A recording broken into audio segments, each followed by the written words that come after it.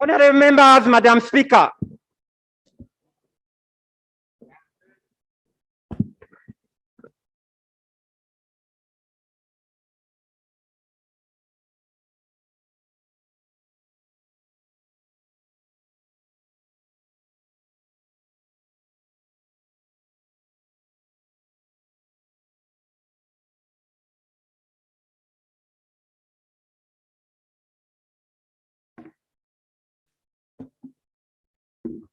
Prayers.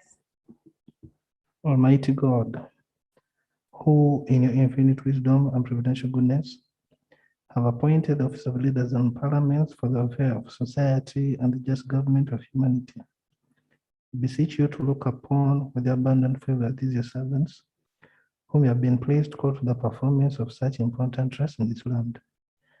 Let your blessing descend upon them here assembled, and grant that they may, as in your presence, treat and consider all matters that shall come under the deliberation in so just and faithful a manner as promote your and glory, and to advance the good of those whose interests you have committed to their church. Amen. Amen.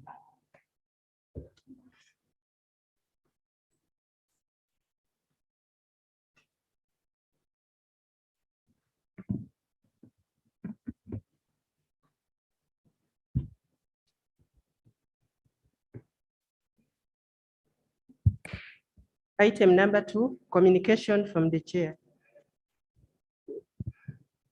Honorable members, I want to welcome you to today's sitting.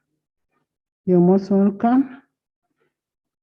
As you are aware, a lot of business has been referred to the committees, which business we are waiting the committees to report back. And whichever committee that is ready should bring the business back.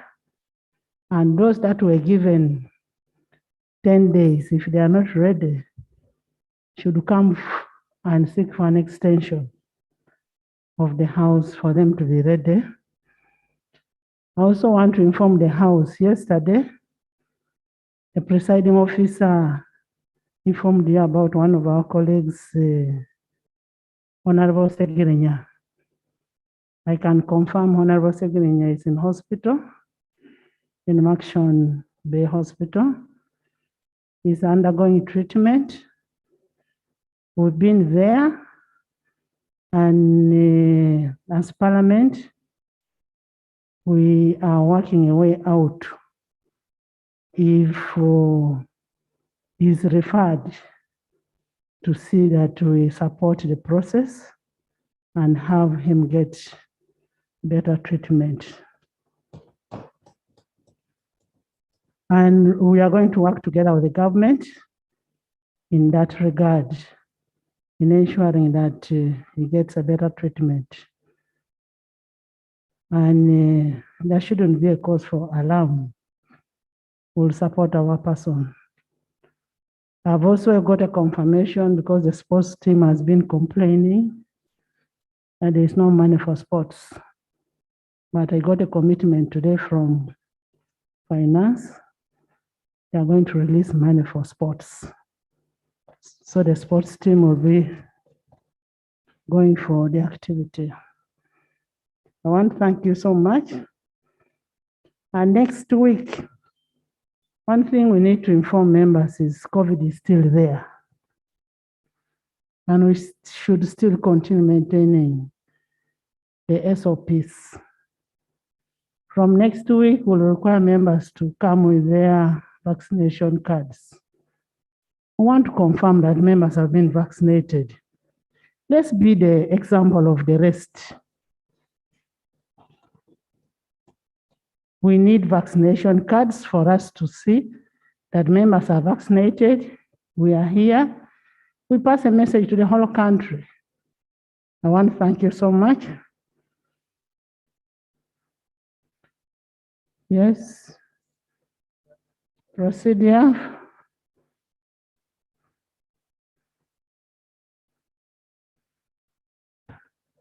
Thank you, Honorable Speaker, for indulgence on your communication. I wish to confirm to the House that this morning and part of the afternoon, I visited the Honorable Segirinya in Maction Bay, where he's detained and also undergoing treatment. The honorable member is not well. And I wish to implore the state to consider the fact that while they have a right to arrest and try, they should know that they will not be able to prosecute and take to trial somebody in a bad health condition. And therefore, I want to agree with the Speaker that the House does take up this matter and liaise with the state to have the member given appropriate treatment so that we can recover his health in the immediacy. I'm not possessed with the capacity to narrate his health ordeal here. That's not something that any one of us would love to really associate with as being responsible for. So I want to further confirm that today with Honorable Zake, Honorable Seung Joseph, and Honorable Joyce Vagala, we visited the honorable member. And whereas the health workers, the facility are doing their best professionally, there are limitations for which they need to be assisted to make sure that a job of a professional nature is undertaken to recover the members, that other issues are handled when his health condition is properly addressed. Thank you. Leader of opposition has already clarified, has already stated that we take responsibility. We are going to make sure the member is treated. If it means we cannot say abroad, we are waiting for a referral. In case there is a referral, we can treat the member anywhere, any part of this world. He is a member of parliament. He has an entitlement and it is still on. So as parliament, we are committed to that. And as government, we need your support on that to ensure that we can be able to access the member and have the member treated. I hope the procedure is not on Segirinya. Yes. Thank you very much, Madam Speaker. Madam Speaker, I welcome your communication in regard to your engagement with the Ministry of Finance regarding the budget cuts and slashing of money. Madam Speaker, the operation of government envisages that this parliament is an independent institution, and so is the judiciary. And these two institutions perform very important functions in running government. By the fact that this parliament appropriates money, I feel the Ministry of Finance should never at any one point attempt to revise the budgets, to slash the budgets, to freeze without coming back to this very same house, especially when they are touching the budget of parliament and also the budget of the judiciary, because these are independent arms of government. And I feel that this commitment should be addressed, and this reassurance should come from government to you, Madam Speaker, that this is a very serious matter that has affected this house, and this house cannot perform. I will take information from.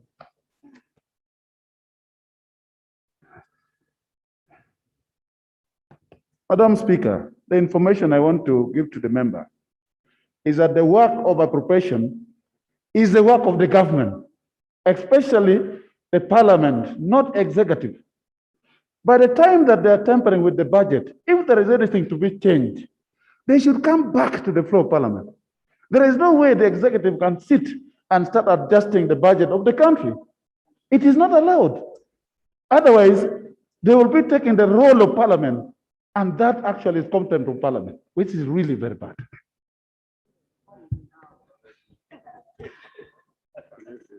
Thank you very much. Let me give way to my So- brother to further inform the minister, and then I go. Right, Honorable Speaker, thank you very much, Honorable Dul.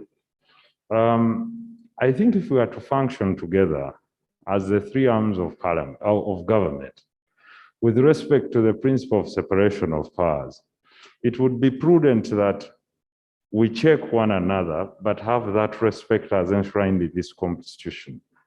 The Constitution is very clear that the power of appropriation lies with us, and we sit together here, including all stakeholders in government, the executive, and members of parliament, and appropriate and pass budgets that suit and fit the order of the day. Therefore, Right Honorable Speaker, the information I would like to give my brother here is clearly to state that when we were here in the last parliament, we passed the budget of the parliamentary commission. And it's not prudent that people sit there in the Ministry of Finance and try to alter or freeze or frustrate, because then it will bring a stalemate between us and the executive, and that will not be good. Thank you. Isn't it? Thank you. Let me conclude. I think my brothers have ably supported this point. I thank you, Madam Speaker. Members, the role of this parliament, one of it is appropriation.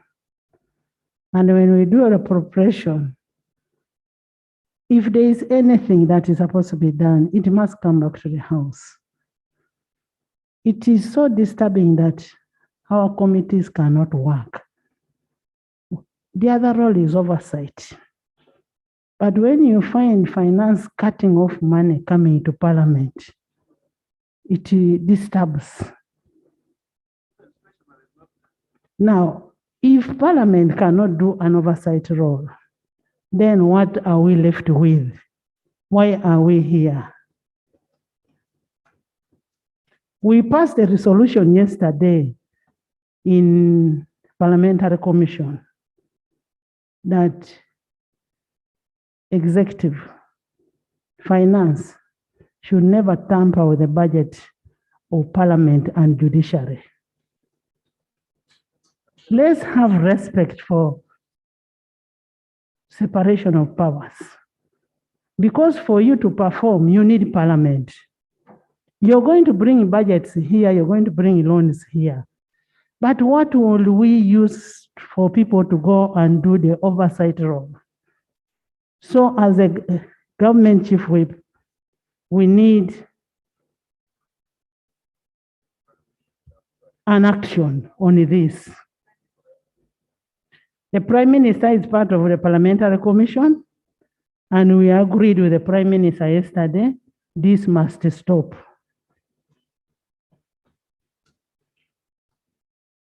We need money in Parliament for us to be able to perform. So stop making Parliament a begging institution. We are begging all the time, the salaries delay because we cannot be given money.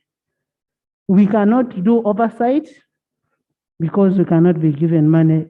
Leader of opposition, Chief Whip, you had something?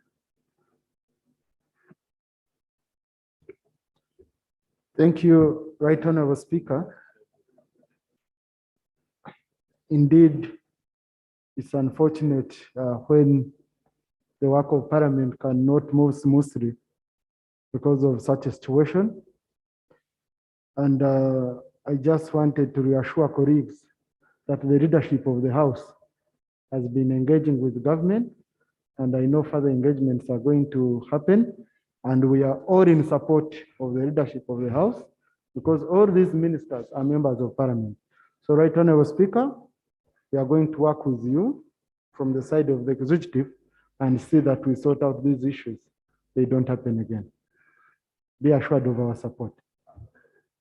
And we know you understand the challenges. Once we have them, what is very important is communication. No, we understand the issues that are there, the issues of COVID, but let's not stifle the operations of Parliament. Honorable Chris wanted. It's like we are handing over Parliament to executive.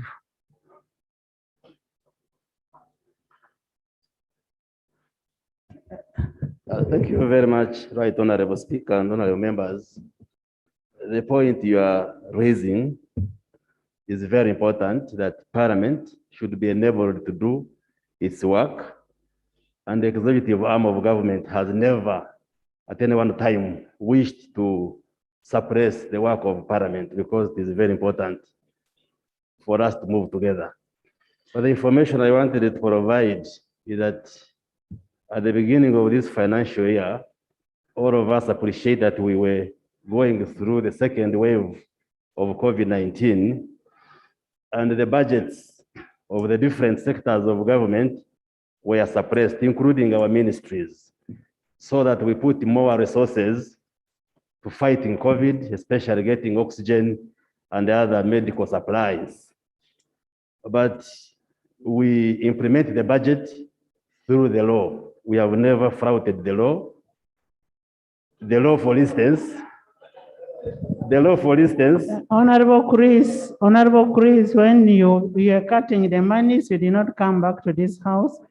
So leave that one aside. No, you're right, Honorable Speaker, the law allows the executive to spend up to 3% and report to Parliament within 4 months. And beyond that, we bring a supplementary here. That's why on the order paper, we have a supplementary request that's provided in the Public Finance and Management Act 2015. So that information. You know, the 3% is not cutting.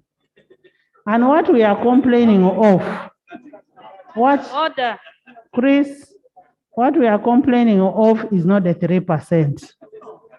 We are complaining of what was allocated to the Parliamentary Commission. What was allocated to the committees of Parliament. The committees of Parliament cannot work. We gave out a loan. These people cannot report it back because they failed to go to the field. For you to be able to work, allow us also work so that we work together. Executive cannot come and bring a loan and we fail to process because there is no money. The truth is the man has been cut off. Let's not cover whatever we even naked eyes can see.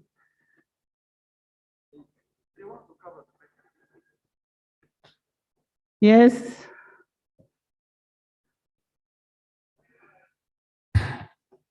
Right, Honorable Speaker, I raise this point of procedure as the chairperson of the Government Assurances and Implementation Committee. Right, Honorable Speaker, under Rule 179 of our Rules of Procedure, it is provided that the Committee of Government Assurances shall handle assurances as made on the floor of Parliament. Is the procedure matter on Yes, my communication? Madam Speaker, let me conclude. Madam Speaker, what is happening right now is that individual members are writing to the chairperson of the Government Assurance and Implementation Committee, when the actual fact is that the committee can only work on assurances made on the floor of Parliament. Madam Speaker, under our rules 179(7), it is provided that the Speaker shall allot time for members to raise specific government undertakings and assurances made in their committee, in their constituencies. Having received so many letters addressed to me directly, I stand here as a matter of procedure. One, that Madam Speaker, you guide on how we should handle these letters so far written to us, naming assurances made in various constituencies.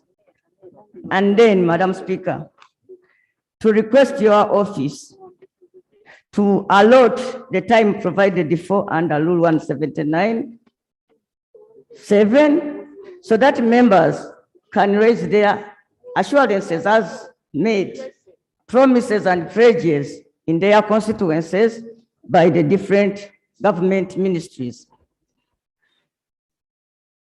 And the districts, Madam Speaker, I beg that you allow me to inform you that Honorable O'Kelly Bob of Pioneer North wrote a letter about the promised ferry. Honorable Betty, give those letters back to the members.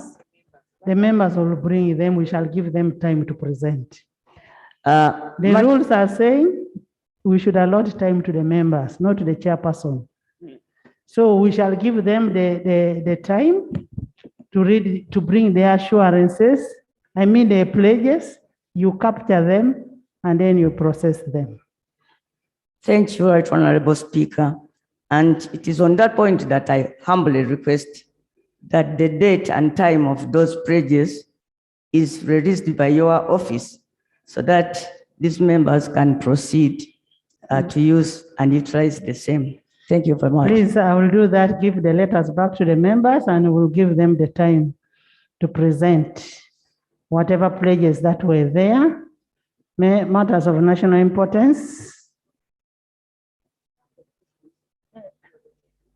Yes. Right. Honorable, without Lope, you have a matter of national importance? no, a procedure matter Okay. on the order paper. The LOP had a statement to make, which is not reflected, Right Honorable.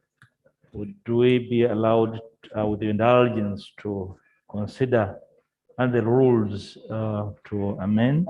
We have space, because that particular statement was well considered and accepted by this Right Honorable Speaker.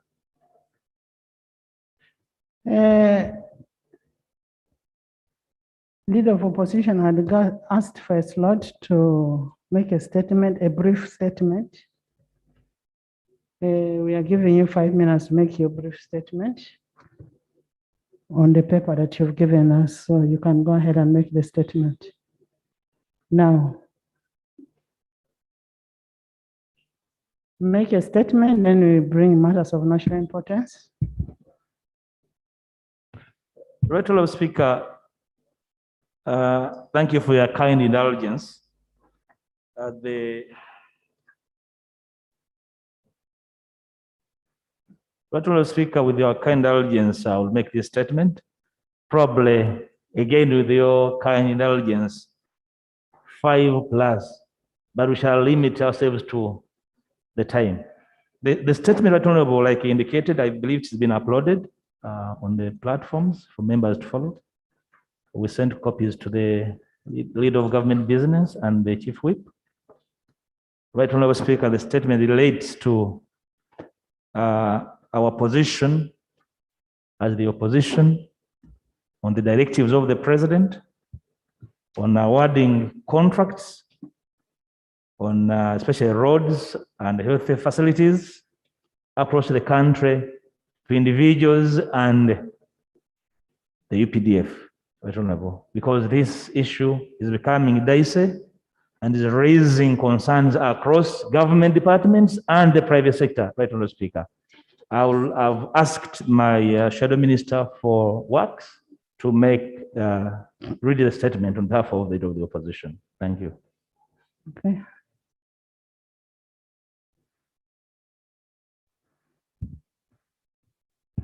Thank you very much, Right Honorable Speaker, honorable members. In the interest of time, I'll just make a brief statement that has been uploaded, so I'm sure you have time to look at it. Right Honorable Speaker, we are deeply concerned specifically about the involvement of the President of the Republic of Uganda in matters to do with awarding contracts. This practice is not only irregular, but illegal. In the first place, the President is initiating procurement needs informally meeting service providers at State House, and issuing directives commanding government agencies, ministries, departments to enter into formal agreements with those service providers based on his whims and wishes. Whereas the president, as the fountain of honor, enjoys executive authority under the Constitution, must be exercised judiciously and within the confines of the law. Right Honorable Speaker, what is happening? The presidential directives do contravene established law.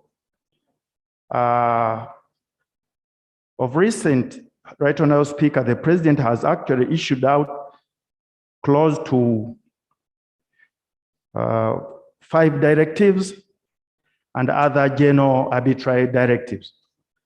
We have a letter dated 15th May 2021, where the president directed Uganda National Roads Authority, UNRA, to enter into an agreement with the Chinese company Zhongmei Engineering Group on a pre-financing arrangement for the construction of Kanoni Misinji Mitiana Road.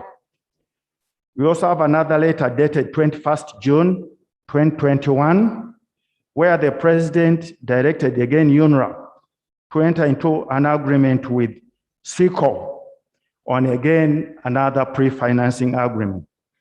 There's another letter dated 21st June 2021 for the Pakwachi Bridge, and another also dated 29th July 2021.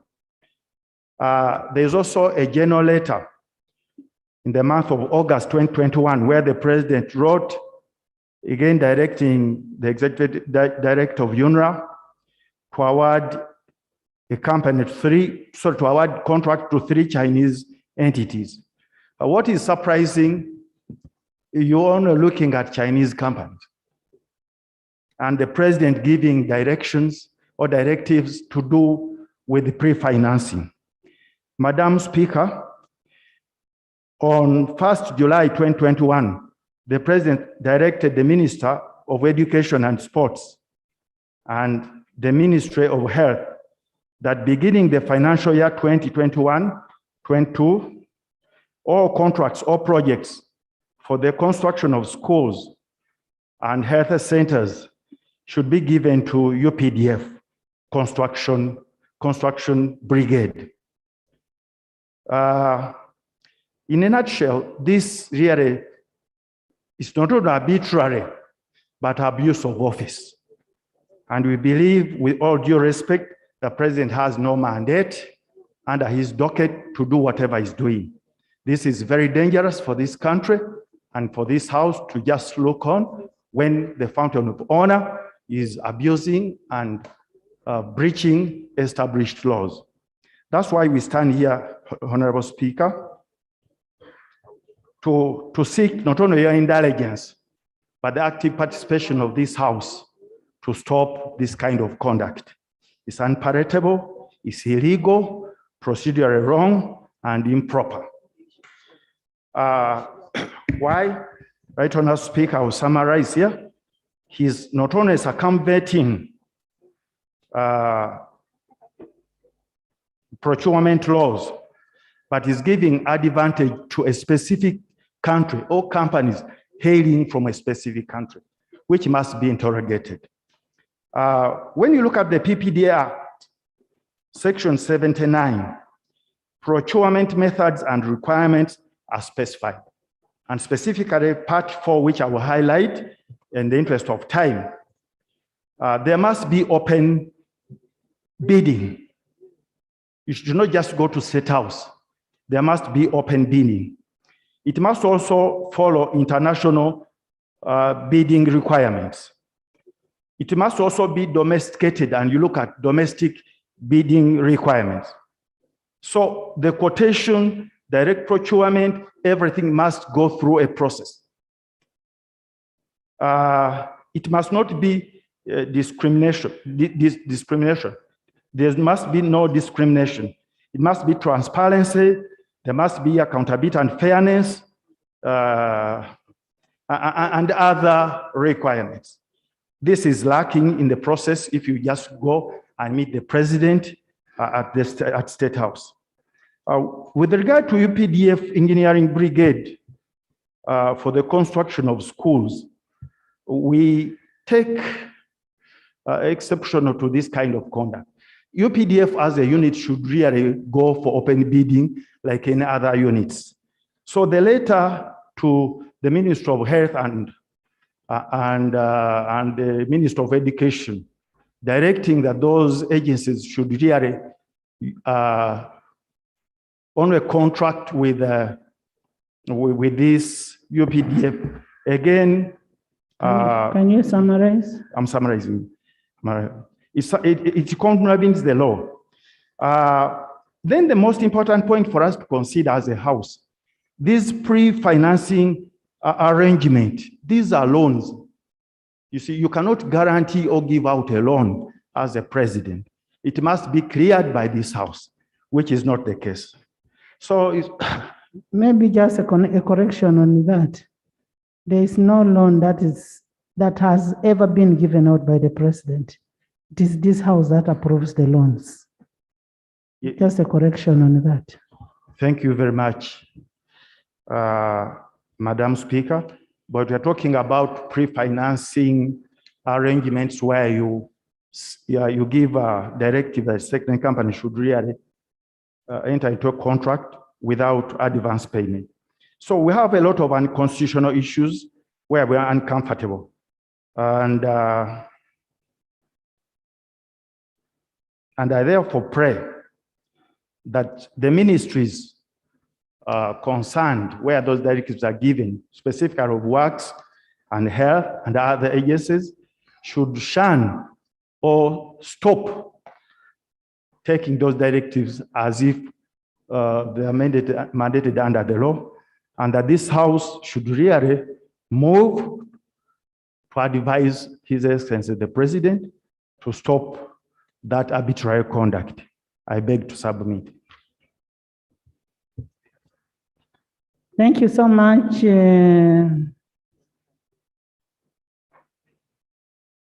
We are not debating on that. Lob, I thought you are delegated. No, just to clarify, Right Honorable, the fact that the statement is made and we shall require a response to the House by the ministry is concerned. One, on the issue of pre-financing. Right Honorable Speaker, with due respect, pre-financing is indirect borrowing and without parliamentary approval, because pre-financing has a lien. It's a public debt to be paid at a future date.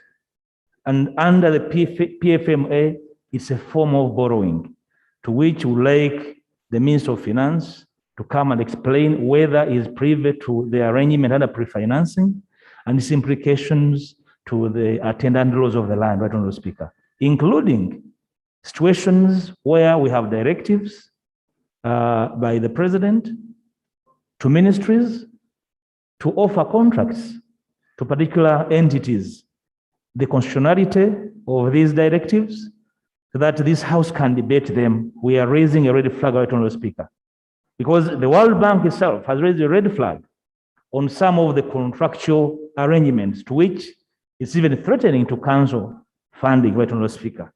We ask that you direct the concerned ministries or ministers to come and offer a plausible, unequivocal statement to the House for a dual debate by both sides of the House. Right, thank you.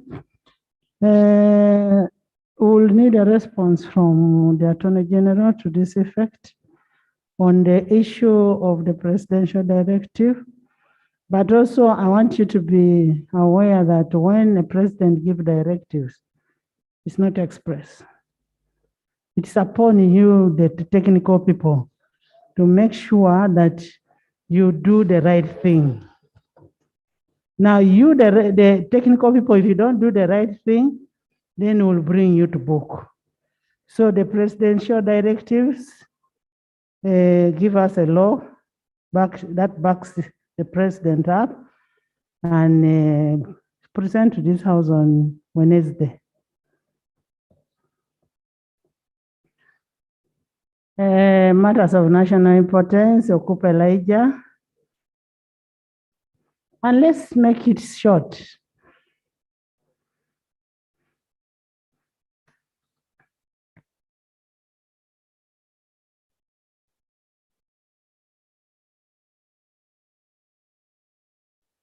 Thank you, Madam Speaker. Madam Speaker, I want to raise two matters of national importance. And this relates to the Minister of Health. Madam Speaker, it has come to my notice that the health workers have decided to connive with the people who don't want to get vaccinated against COVID and start selling the vaccination cards to people who have not been vaccinated. Madam Speaker, I have evidence here. This has happened in a place called, this is in the Butaleja district, Bugalo Health Center 3, Busaba sub-county. Vaccination card number 000050. The person who got vaccinated was given to photocopy the original, and then they write the person's name on the photocopy and return the original to the health officer. Here is the copy. I have decided to cover the name of the person, referment. So, Madam Speaker, it's a matter of serious importance which needs to be addressed, and it's not only limited there. It is common. I happen also to have a group which is planning to go to Nigeria and a certain sect, where a relative of mine who has refused to have vaccination is a member that they are going to be ordinated in Nigeria. And they have bought a number of cards legally, yet they have refused vaccination. So I want the Minister of Health to take note and be on alert at the airport, at our gateways, for a group that is going to Nigeria to be ordained, because this is going to cause problems to this country. Right, Honorable Speaker. In your communication, you ask the members here to produce their vaccination cards. So, Madam Speaker, I want to lay this on the table, a copy of this, which the Minister of Health should be able to take up to sort that matter in that health center and in that region. Secondly, and finally, Madam Speaker. Move to the second one. Since you know the team that is supposed to go to Nigeria, why don't you direct us to the team? And we have an action taken. I'm going to disclose that in confidence to the Minister of Health and the security officials. Honorable Jim West, kindly follow up that. I will, Right Honorable Speaker.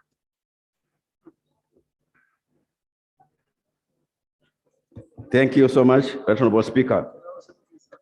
The one is, Madam Speaker, on what is happening at Entebbe International Airport. The other day, His Excellency the President commissioned to the launch and also directed that the government of Uganda takes over the testing. But Madam Speaker, it's unfortunate. Most of us have traveled even during this time. You find if you arrive at the airport, they take your sample and they release you to go to a hotel, but they tell you not to leave the hotel until you get the results, which are sent to you either via your email or telephone number. But what is happening at Entebbe, Madam Speaker, in fact, what happened last night, Madam Speaker, people's samples were taken and people were left for 8 hours. Madam Speaker, here is a picture that has been around. Or people crowded at the launch, and this also will encourage the spread if you point people like that, Madam Speaker. So, thank you, I take. Right, Honorable Speaker, honorable colleagues. Alex, welcome back. While you are away, we agreed that everybody should put on a mask. And we also thank God for your life, that you're back on your feet. And on the same note, we also want to welcome back General Ali. We missed you a lot. And we are thankful to God that you're okay now. Thank you. Yes, Alex? Thank you very much, Right Honorable Speaker, honorable colleagues. First of all, I want to thank you for those kind words. I also want to thank my colleagues, those especially who knew I was indisposed and offered fantastic and very many prayers. I've been indisposed since 15th, 16th of January to date. It has not been easy for me, but here I am, and I want to thank everybody. And I want to thank you, particularly the Speaker's office, Clerk's office, who intervened to save my life. Thank you. But anyway, the information. I traveled last week from hospital. I used a late flight. I was with my attendant, who also happens to be my wife.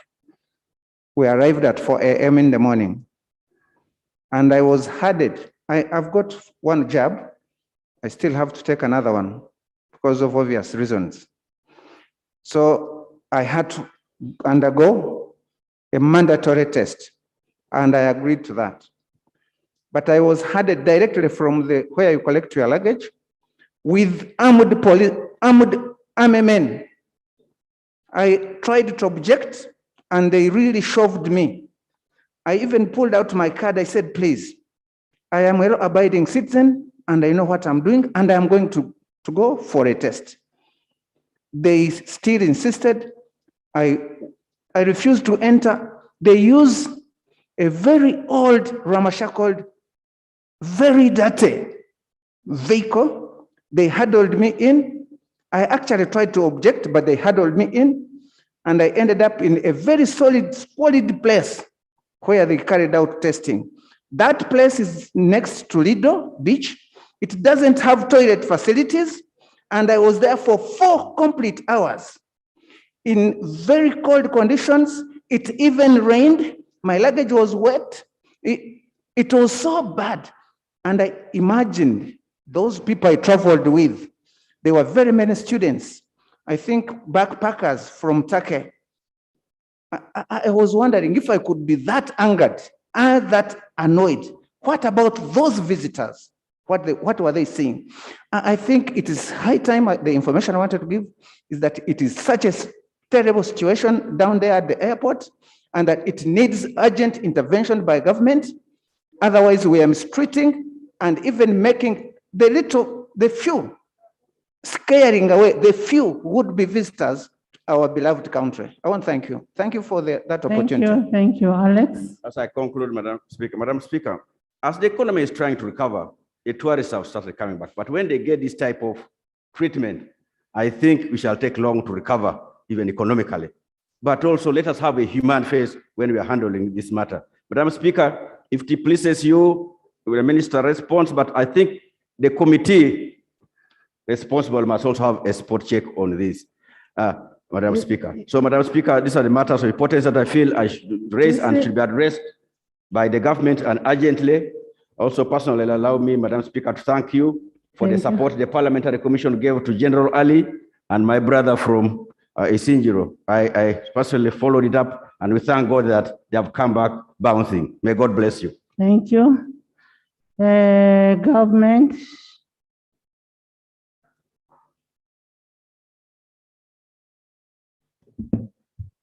Thank you so much, Right Honorable Speaker. Right Honorable Speaker, I want to take note of the concerns that have been raised by Honorable Raija Okupa and supplemented by Honorable Biargava.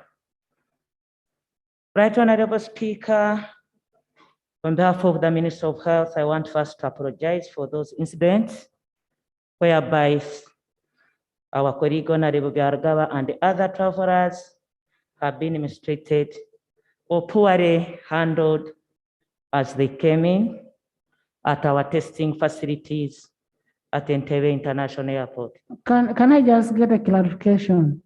Are those our government testing facilities, test and fly? Right Honorable Speaker, That's where I'm going now. No, I want you first to withdraw a statement, our testing facilities. That is not our testing facility. Right, Honorable Speaker, at that time, those who were carrying out the services were not from the government, nor from the Ministry of Health. And that's where I was going next. That is the reason why, Right Honorable Speaker and honorable members, because of so many complaints, the government decided to take over these services. And as you have said, this is when that the services and by a team led by the Honorable Right Prime Minister came out, inspected, and ensured that the services now are put in place and are being carried out by the Ministry of Health and the other government team jointly together. And of now, since that time, the Ministry of Health, from that time now up to now, the services have improved. And as I speak now, honorable members. Honorable Hanifa, before you proceed, I want to ask you, when did the government take over the testing of these people? Right, Honorable Speaker, the opening and the official was done last week by His Excellency. As of today, the same test and fly are doing the testing. Right, Honorable Speaker, honorable members, this morning, I'm giving a factual statement. This morning, Right Honorable Speaker, because of the concerns, Right Honorable Speaker, honorable members, a team from the ministry this morning left for the airport. And as I speak now, I got in touch with the lead of the team, the Director General of Health Services, as I was coming here. And he told me that he's still engaging the team that are at the airport. I want to play that you give us time.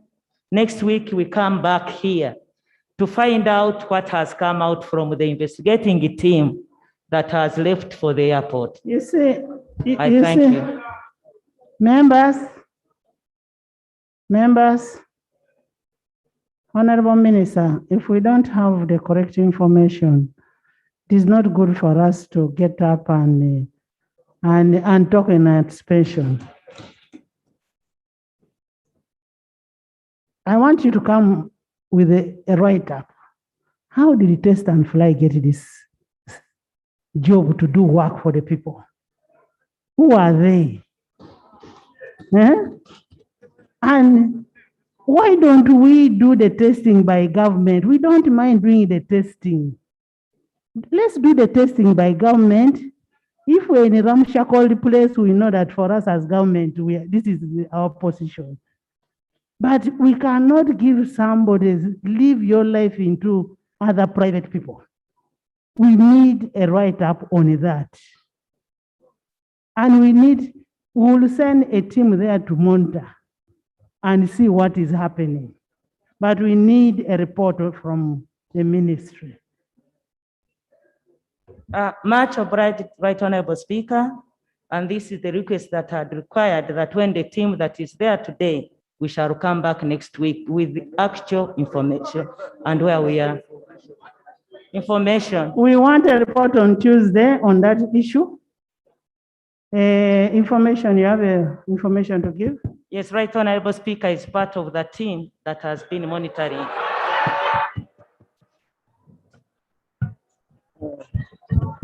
Thank you very much, Right Honorable Speaker,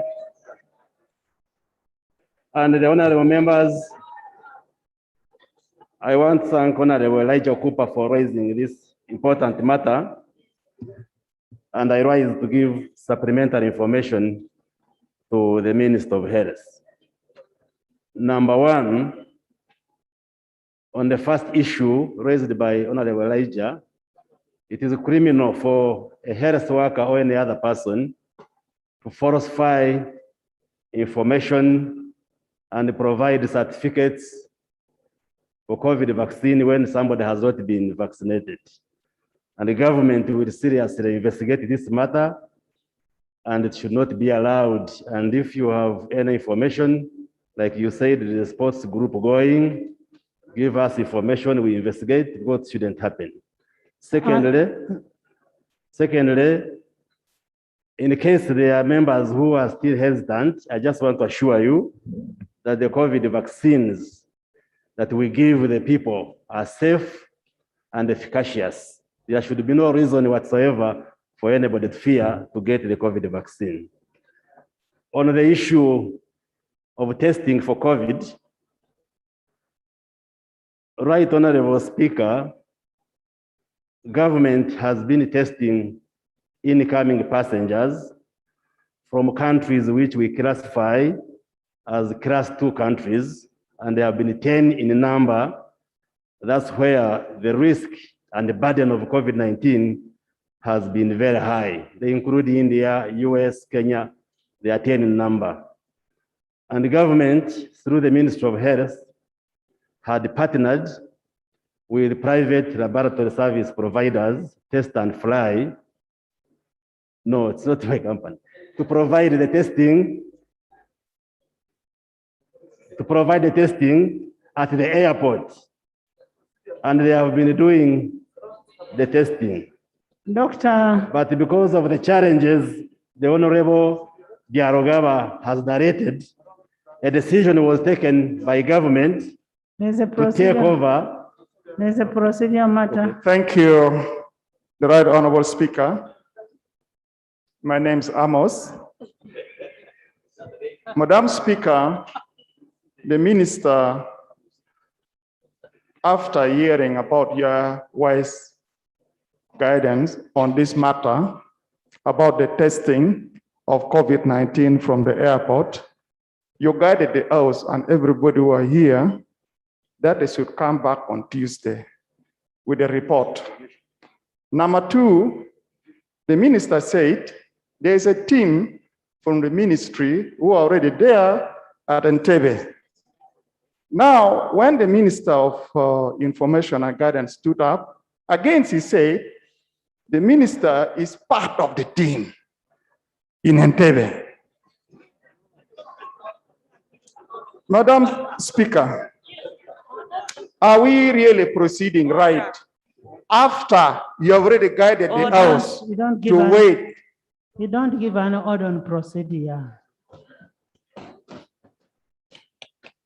Honorable. After guiding the House, that we should wait on Tuesday, and she brings the report here for us to debate that matter, or inform the House and the public on this specific thing, which is burning almost everybody. Because you go, you get embarrassed, you don't know who are those people who are extorting money and embarrassing very many people. We want that kind of clear information. You have already given a guidance. Are we really proceeding right again to continue allowing more information to keep coming? Yet you have already directed. Dr. Chris, we need a report, since you're part of the team, as said by the Minister. We need a report on Tuesday. One, how did you acquire Test and Fly as the best institution to test our people? Two, why doesn't government do this? Now that you've opened that government does it, why do we have two institutions doing it? Give us a report. Stop just giggling there. Give us a report on Tuesday. Then three, I want you to interest yourself on the people who are coming back, the returning people to Uganda, how long they take. They test them, they keep them there, and yet results are going to be sent on phone. Why don't you allow them to go? We are not blaming you. Honorable Nifa, learn to listen to what people are saying. It is not you who is testing. We want to help Ugandans. That's why you're there. So for us to ask you for a report, we are asking for a report to help your ministry to work. Yeah. Let's not defend things that are not defendable. Right, Honorable Speaker. If I gave you my own experience, you will not believe it. Right, Honorable Speaker, my understanding was that Parliament needs to get information. But if it is not interested, that's another issue. But I am not part of the committee. Yes. Yes. I am trying to It is explain. not that Parliament needs information. Ugandans want better services. So I beg that you allow me to inform Parliament what is going on. Thank you, Right So, Honorable yes. Speaker, and my brother, the Honorable Chris Variomonsi. Honorable Chris Variomonsi, doctor, and with due respect, we epitomize the representation of all Ugandans here. Not only we travel as individuals, but also other Ugandans. Now, we are talking about the inconvenience created at the airport, not only to you. Let's go slow on this. And that's the issue that people are presenting. And we are saying that we've traveled to other countries and we've seen the procedure. And the procedure is clear. Either you test me rapidly and you give me my results within 20 or 30 minutes as I wait for my baggage in a clean area and well received, or you refer me to my residence and you send me my results. Information, Honorable Speaker. Therefore, all right. Members, I have made a ruling. Right, Honorable Speaker. I have made a ruling. A report must be presented to this House on Tuesday. Anything you want to bring it on Tuesday when the report is being presented. Patrick, keep your cool. Which procedure? Next person? Silwanye. Right, Honorable Speaker. Silwanye. Right, Honorable Speaker, on procedure. Thank you. On procedure, Right, Honorable Speaker. Right, Honorable Speaker, we passed money here for Port Health Laboratories when COVID started. When the minister is coming here on Tuesday, he should report to us the money we allocated to Ministry of Health to establish port health facilities at Mutukula and all borders and at the airport. We expect to have a state-of-the-art laboratory at the airport. And why are we going for test and fly? Thank you. It will be in the report. Thank you, Right Honorable Speaker. I'm raising on a point of procedure. Where this House is representing two sides. There is the government side. Yes, there is the opposition side. Of course, there is the side of the back benchers on both sides and the front bench. So, yes, so the point I'm raising, when we are debating here, the whole country is watching. So it is important that both sides should be given room to present their side. Yes, this is a point of procedure. Are we proceeding well when one side is not given a chance to the government side? Yes, because when we, but General. Honorable members. Order. When you are speaking, we listen. Why don't you want other people to talk? Members. Why? I would like to know. When I speak, government side speaks, you all stand up. When you are speaking, we listen. Why don't you let me make my point? Members, please. I think, Right Honorable Speaker. Can you people, members, leave General to finish his statement? Where was I? Can you keep quiet?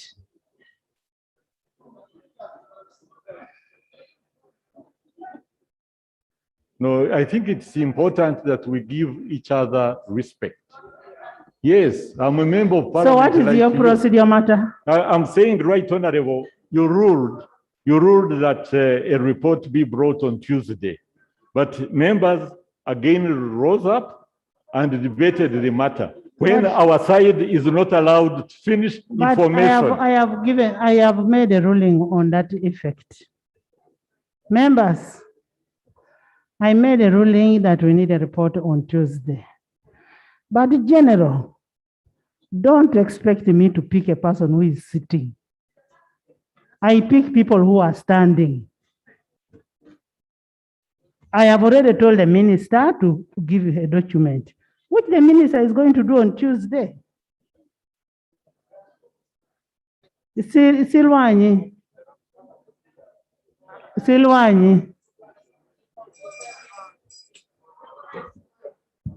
I am raising on a point of procedure, Madam Speaker. I have been in this house since 2006.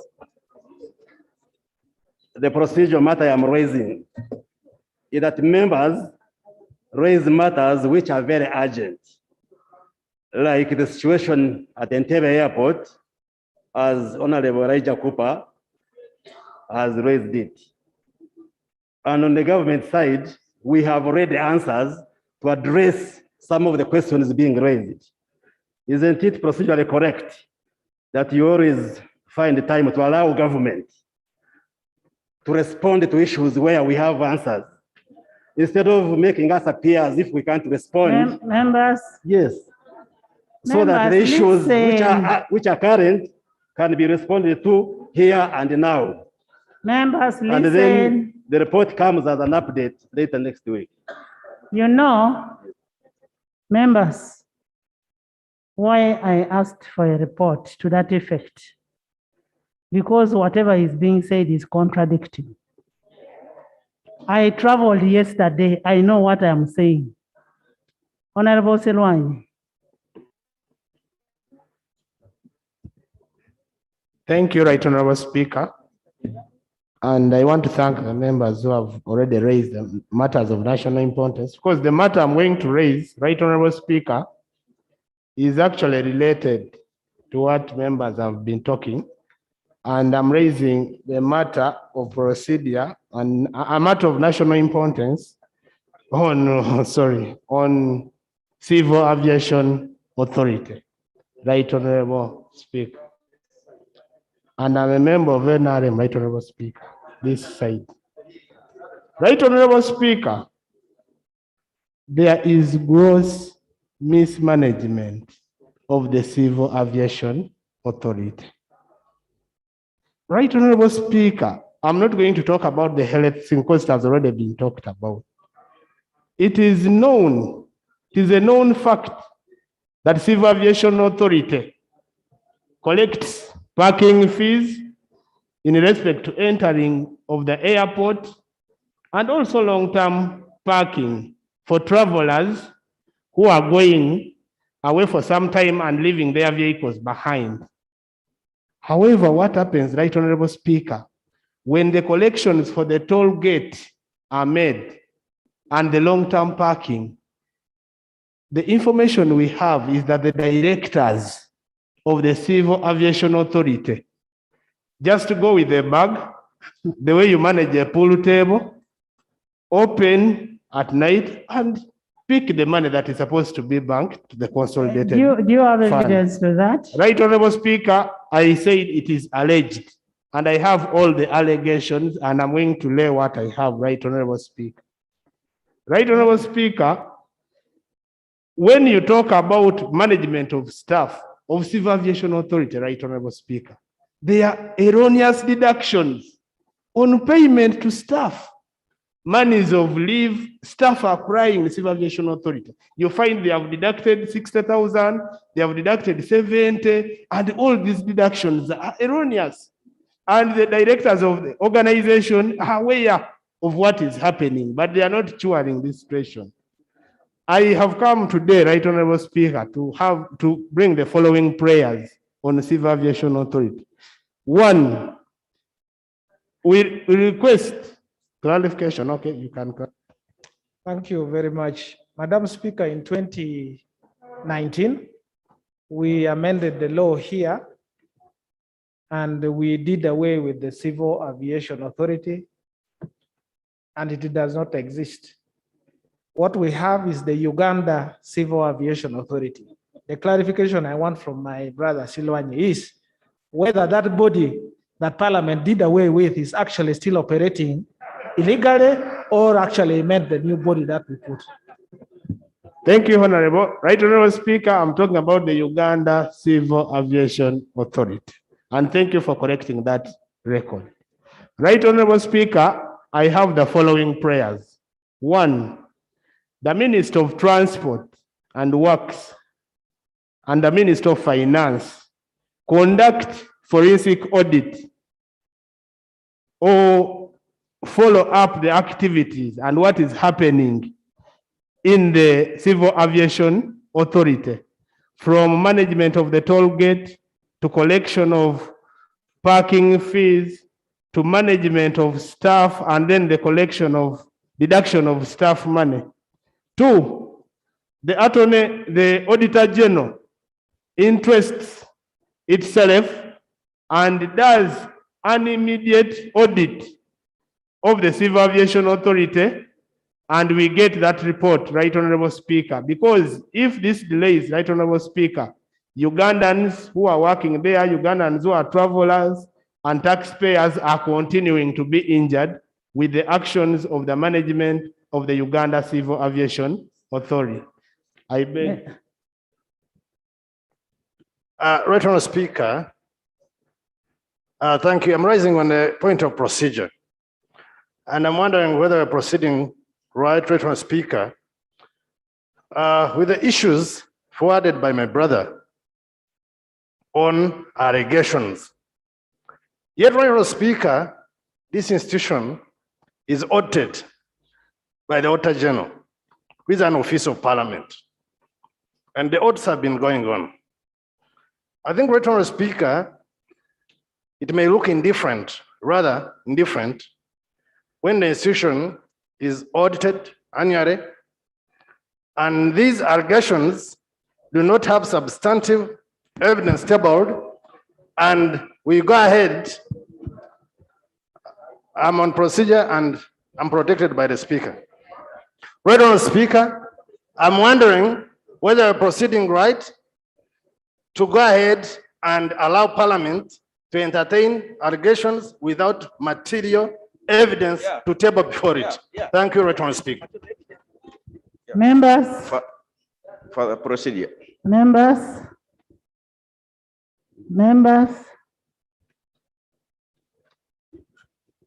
UCA has had a number of issues. It has had a number of issues, and I am referring it to the Committee of COSASE. And where other allegations will come in, we'll take other action as other allegations come in.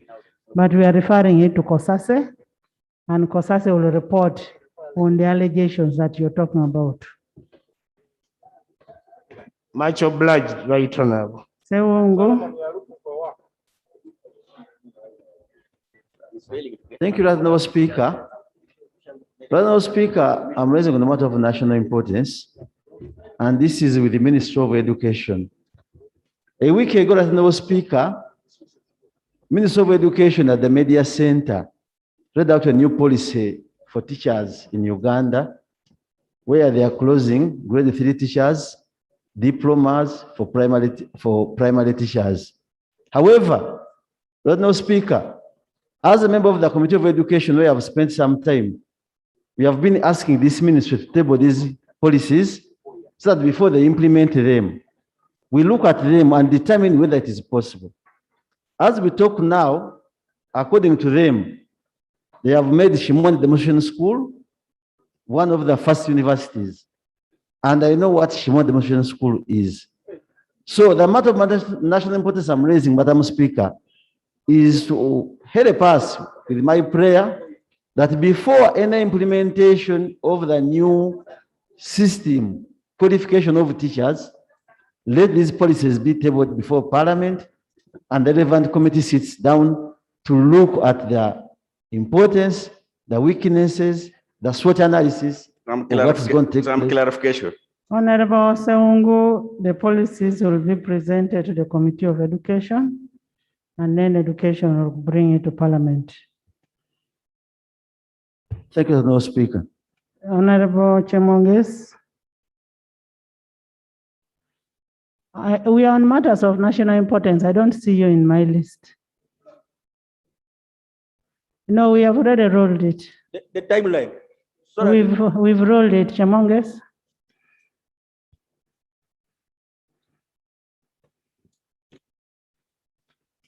Thank you very much, Right Honorable Speaker. I rise on the issue of national importance. Right Honorable Speaker, on 6th of October 2021, the forest rangers, actually the officers, the security officers of Uganda Wildlife Authority shot dead one person in Bukwa district. And as if that is not enough, just yesterday in the evening, the same rangers shot a certain young man, aged 18 years. And that person is now seriously, we even expect him to die, because right now as we talk, he's not talking. And then last year, they also shot 2 people from just within my constituency.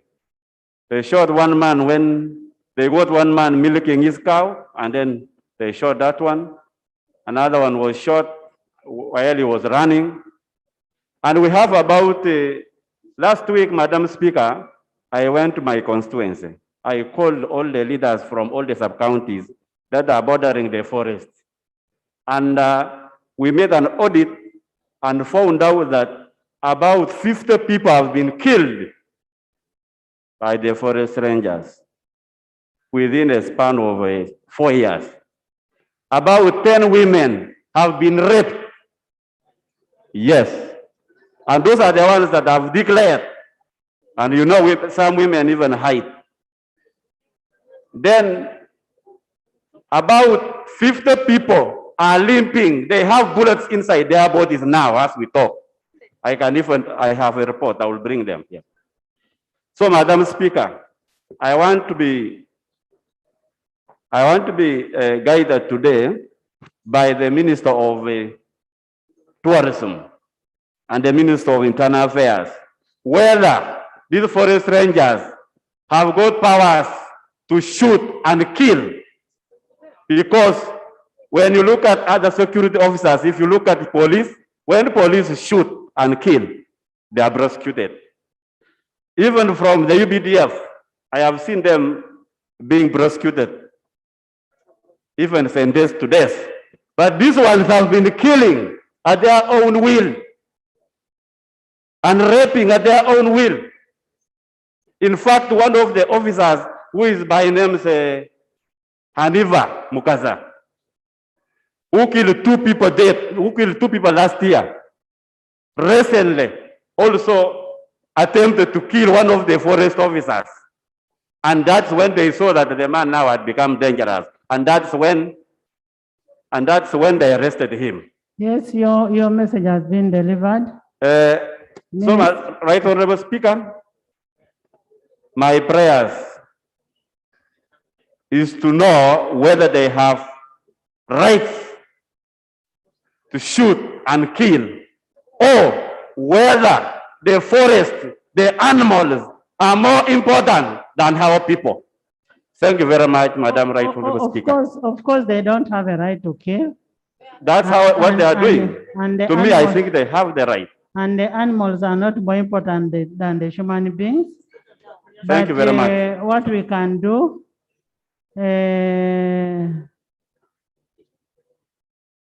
Honorable Jim, Right Honorable Speaker, I'm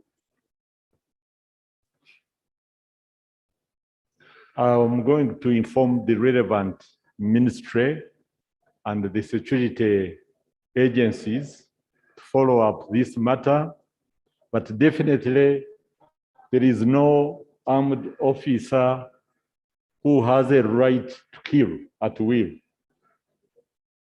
There is no one, and therefore, if they shoot and kill, they will be held responsible to explain, okay. and the law will take its course. So we need the action you've taken on that. So the relevant ministries will Yes. come back to respond to this report made by the honorable member. Honorable Dur. Thank you very much, Madam Speaker, for granting me leave to raise this matter under Rule 49. Madam Speaker, this matter is by way of reminder as well. The political leadership of the newly created administrative units, the sub-counties and town councils, have never been properly facilitated to take office. The Ministry of Local Government has not been clear on how these newly administrative offices are supposed to operate. In the entire Lao sub-region, and I believe in the entire country, the ministry has opted to selectively identify some town council and advance money for them to operate. And we have now a looming threat by the political actors elected by the people who cannot exercise their political authority, threatening to go to court, to drag government to court, because it is this government that brought a motion to this house, accompanied by certificate of financial implication, that they were ready to create those administrative units.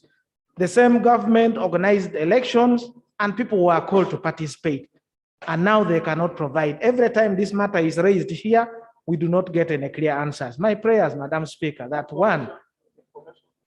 And Madam Speaker, after this, I will invite you and beg your indulgence that you allow members to give testimony of what is happening. We can give it 5 minutes later. My brother will give you after. My prayer in this matter, Madam Speaker, is that this is a serious matter and government cannot run away from the responsibility to finance and provide an enabling environment for political leaders to exercise their authorities. Otherwise, it has become a big problem to members of parliament that every time you go to the constituency, we are being asked about this matter. Today, we would prefer that the government clarifies whether they are ready to operationalize these administrative units, and if not, a motion is brought here, we reverse it, and they take care of the consequences and the damages they have caused to the members of the public. Along. Madam Speaker, the second issue briefly is that in my constituency as well, we have had serious hailstorm, which has affected the two sub-counties of Itek and Agali. And the Oloeng rice irrigation scheme that is housed there, a number of rice farmers have been affected. I want to invite the attention of government to address this matter by providing the appropriate reliefs. But I want to add one prayer, that we need an audit of these questions that we present here. Madam Speaker, we raise matters of national importance about these hailstorms. My brother, Honorable Tayeba, will say government will act, but you wait for 6 months and government does not. Can you assure us that even for the last 3 months, you can come here and give us an audit of members who have raised the matter and how government have addressed them? Because the information I have, it appears that some places they act faster and others they don't, which is not a proper way of how government should actually execute. Thank you very much. It will give you an audit of the areas that have been acted upon. I must appreciate you acted on my area. That one I can testify. And the issue of administrative units was raised and has been raised several times. And we're supposed to get a response from Minister of Finance and Local Government. Minister of Finance and Local Government, what is the way forward?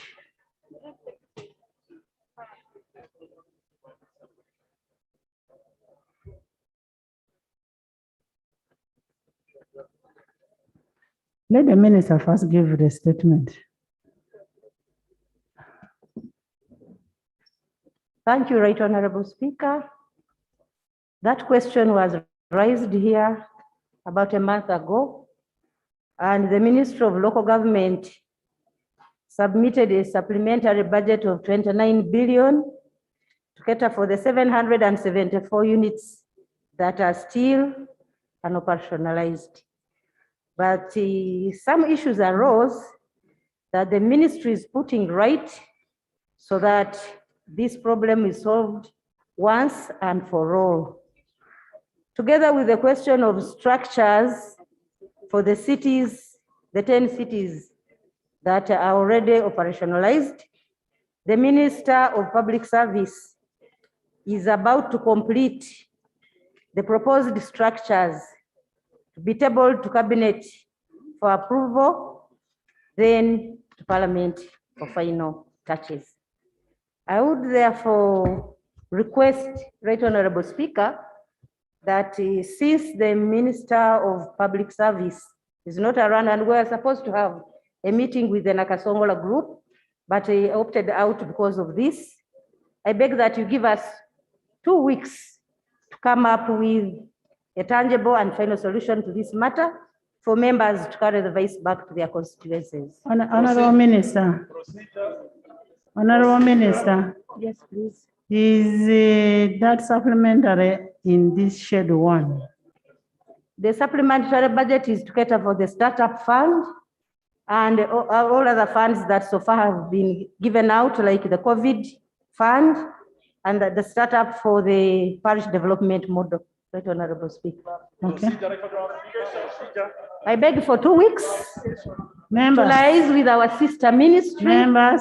And we come up with a tangible This is an interministerial issue that must be handled by local government, with finance, with the, and she has asked for 2 weeks. 2 weeks are not too much. We've been waiting for this. We've been waiting for it. Let's give it the last chance of 2 weeks. Members, Honorable Minister, we expect to hear from you in the 2 weeks' time. And it's a very serious issue. It affects the whole country. It affects the whole country, and we are not going to continue waiting. And by the way, it has not only taken 1 month, it has taken a long time. Since we started 11th Parliament, this thing has been raised. Next.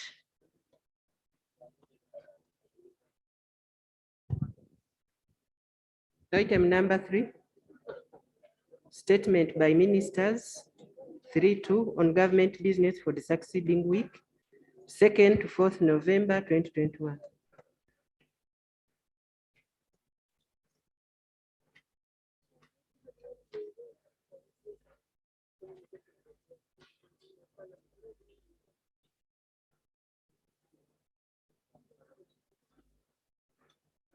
Honorable Prime Minister.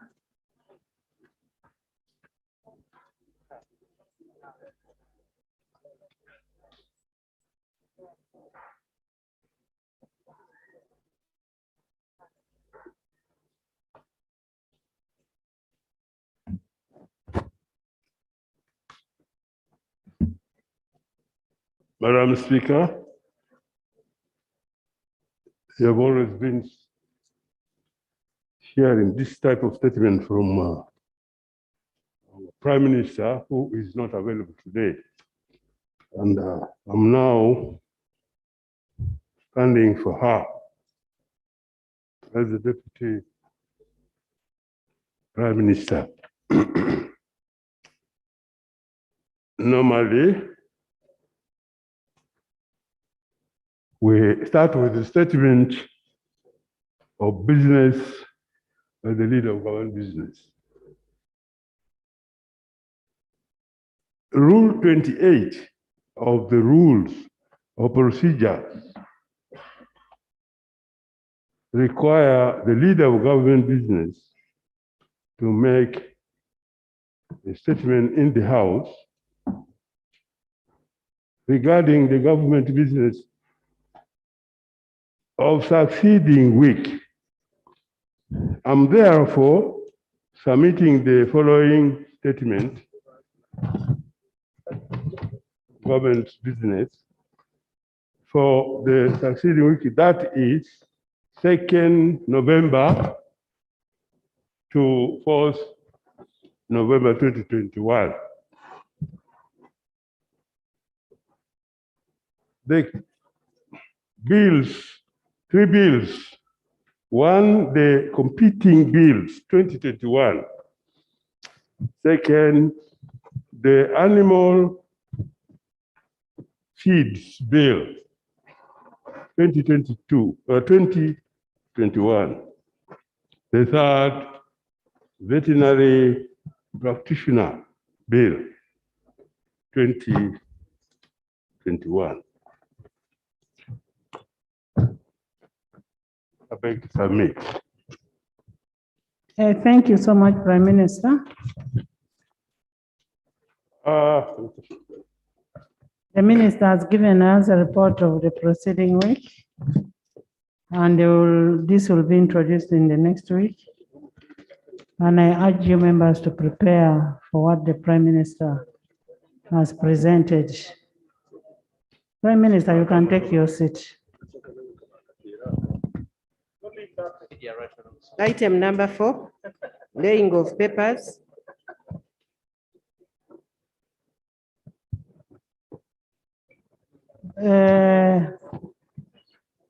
Yes.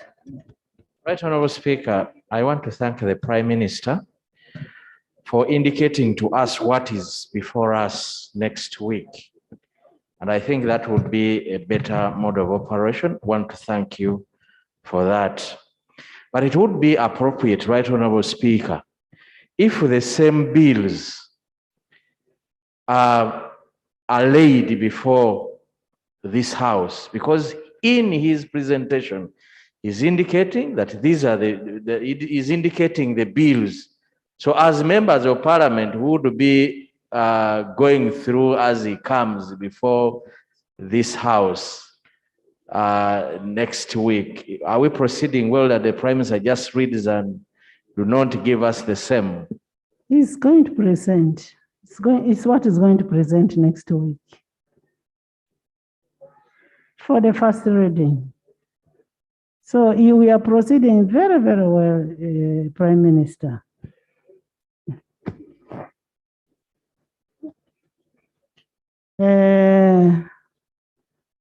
Honorable Minister of Finance.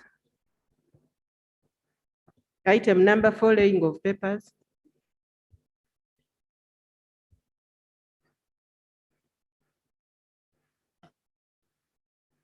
We have a supplementary schedule. Number 1. Thank you so much, Right Honorable Speaker. I beg to lay on table the supplementary schedule number 1 for financial year 2021-2022, covering 2 items.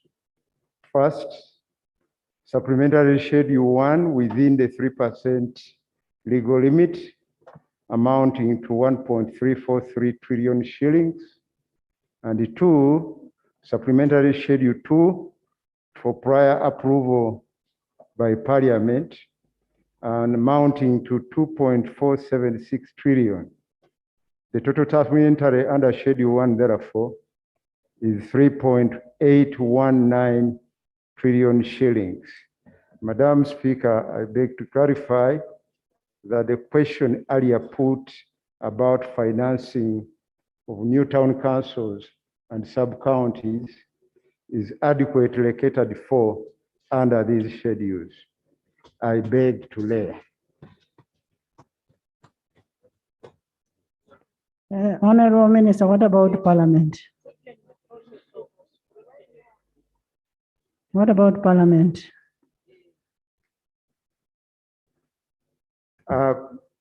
Parliament is actually statutory expenditure. It does not come under supplementary appropriation. It's a matter that can be handled separately.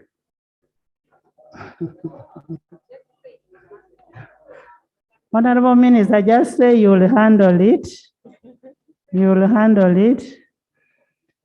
Members, as required under Rule 153.3 of the Rules of Procedure, the supplementary schedule is supposed to be referred to different standing committees.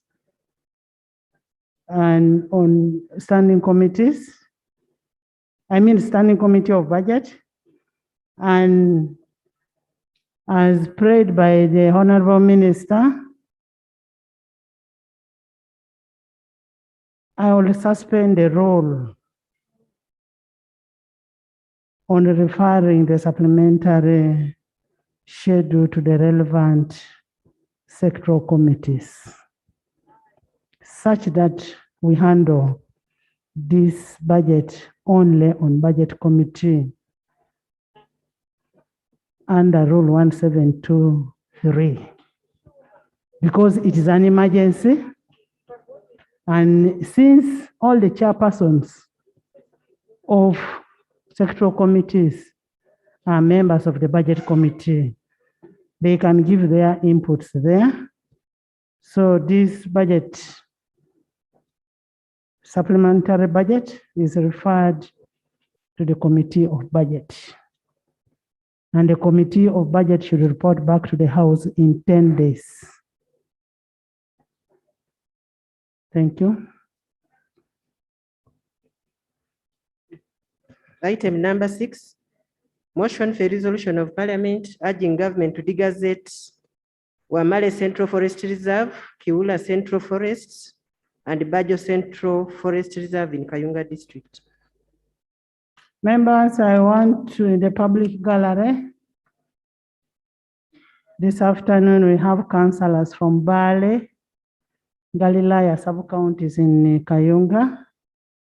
They are represented in Parliament by Honorable Tebandeke Charles and Honorable Nantava. You're most welcome, councillors. They have come to observe the proceedings that we are about to start. Welcome, this is your Parliament. And I want to thank you for sending us the members of Parliament. You're welcome and thank you for joining us. Honorable Tewandeke. Procedure, Right Honorable. Procedure. Yes. Right Honorable, I raise under Rule 73 of our Rules of Procedure.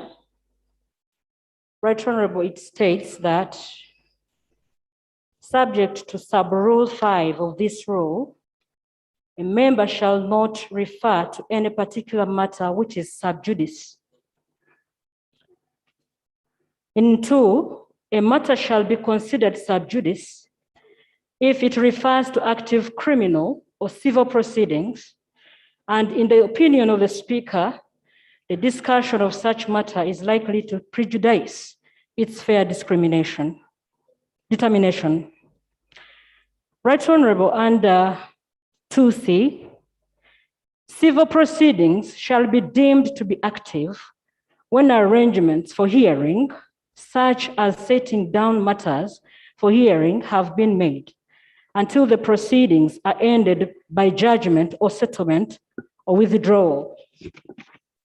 Or a member alleging that a matter is sub judice shall provide justification to show that sub-rules 2 and 3 are applicable, and in 5, the Speaker shall make a ruling as to whether a matter is sub judice or not before debate or investigation can continue. Right Honorable, the motion that the Honorable member wants to propose is a motion for a resolution of Parliament urging government to degazette Wamale Central Forest Reserve, Chiula Central Forest Reserve, and Bajo Central Forest Reserve, all in Kayunga District. Right Honorable Speaker, NFA ran to court seeking the nullification of so many land titles that had been issued out of these Central Forest Reserves. They were issued to private individuals fraudulently because investigations were done. And Right Honorable, NFA ran to court to repossess because sugarcane plantation growers had started invading the forest reserves and taking part of the land. And so when NFA ran to court, Right Honorable, those matters are still before court. They have not been decided. And I want Right Honorable to lay evidence of the same court cases before courts of law, before Mukono High Court, that pertain to the subject land, where NFA is seeking court to nullify these titles that were issued to these grabbers or private individuals who have gone ahead, in fact, to encroach. Because when this matter came to the floor of Parliament last year, Parliament could not proceed because I was seeking for Parliament to intervene by way of sending the minister to the locus to stop the graders, the earth-moving equipment that were putting down the forest. But the speaker then could not help because the matter was before courts of law. And as we are waiting, Right Honorable, for court to decide, a member of Parliament comes to the floor of Parliament seeking Parliament to degazette the same when National Forest Authority is spending government money in trying to secure this land for purposes of environmental protection. Right Honorable, are we therefore procedurally moving well if we allow degazettement of forest reserves for which we are trying and putting in a lot of effort to protect and repossess? Are we moving well, Right Honorable Speaker? Right Honorable, allow me to lay, Right Honorable, evidence that the cases are still in court and they have not been decided. Oh. Can I have a look at the document?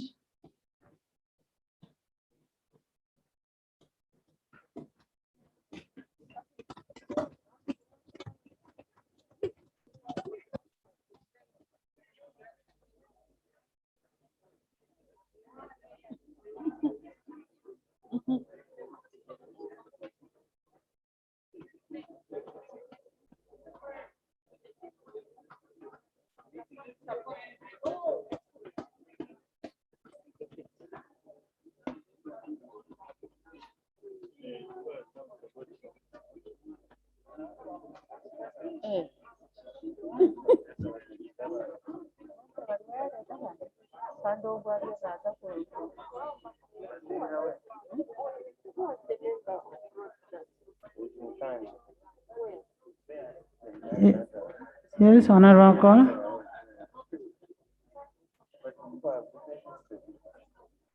Madam Speaker, I actually got confused. When you were talking about the people who are in the gallery from the constituency to look at what is going to go on the floor of Parliament. And you said the representative of the people are here.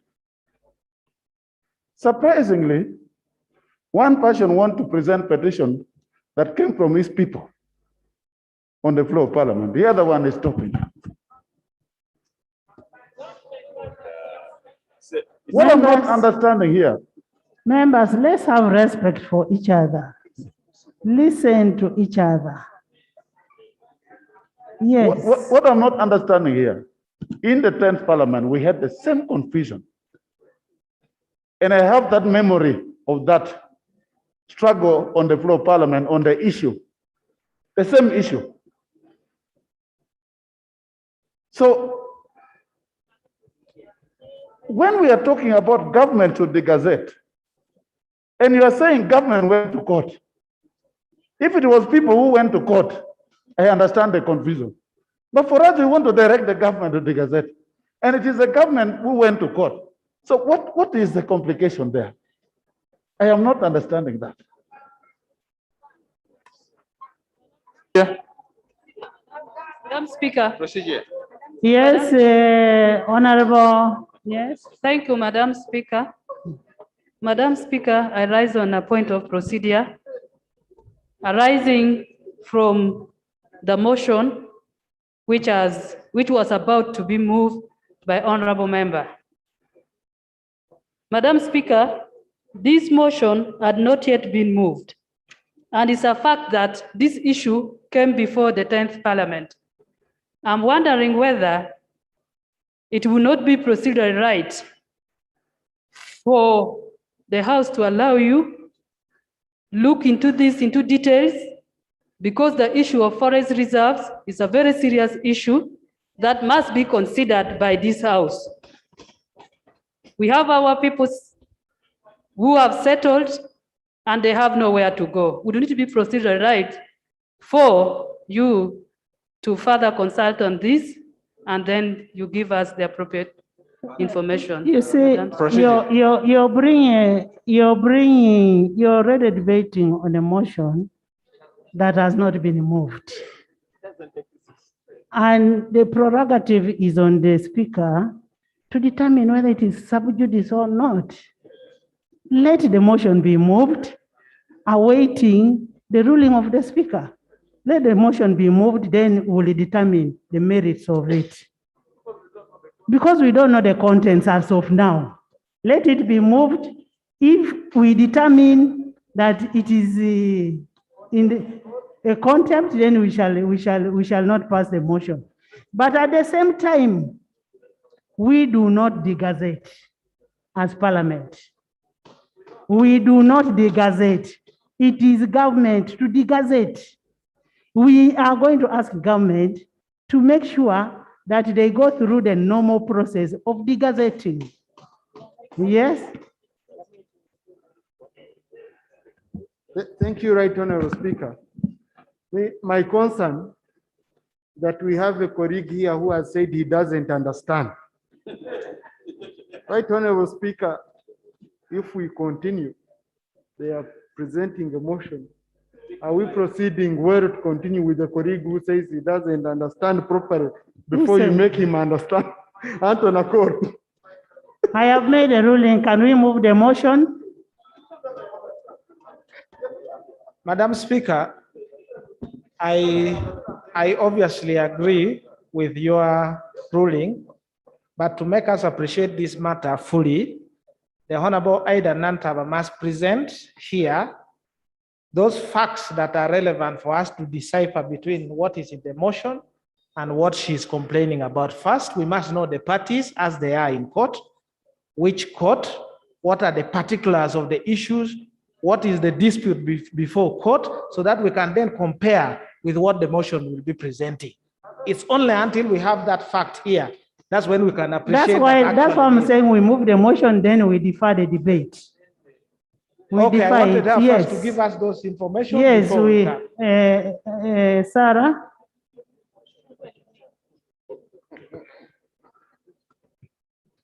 Thank you, Right Honorable Speaker.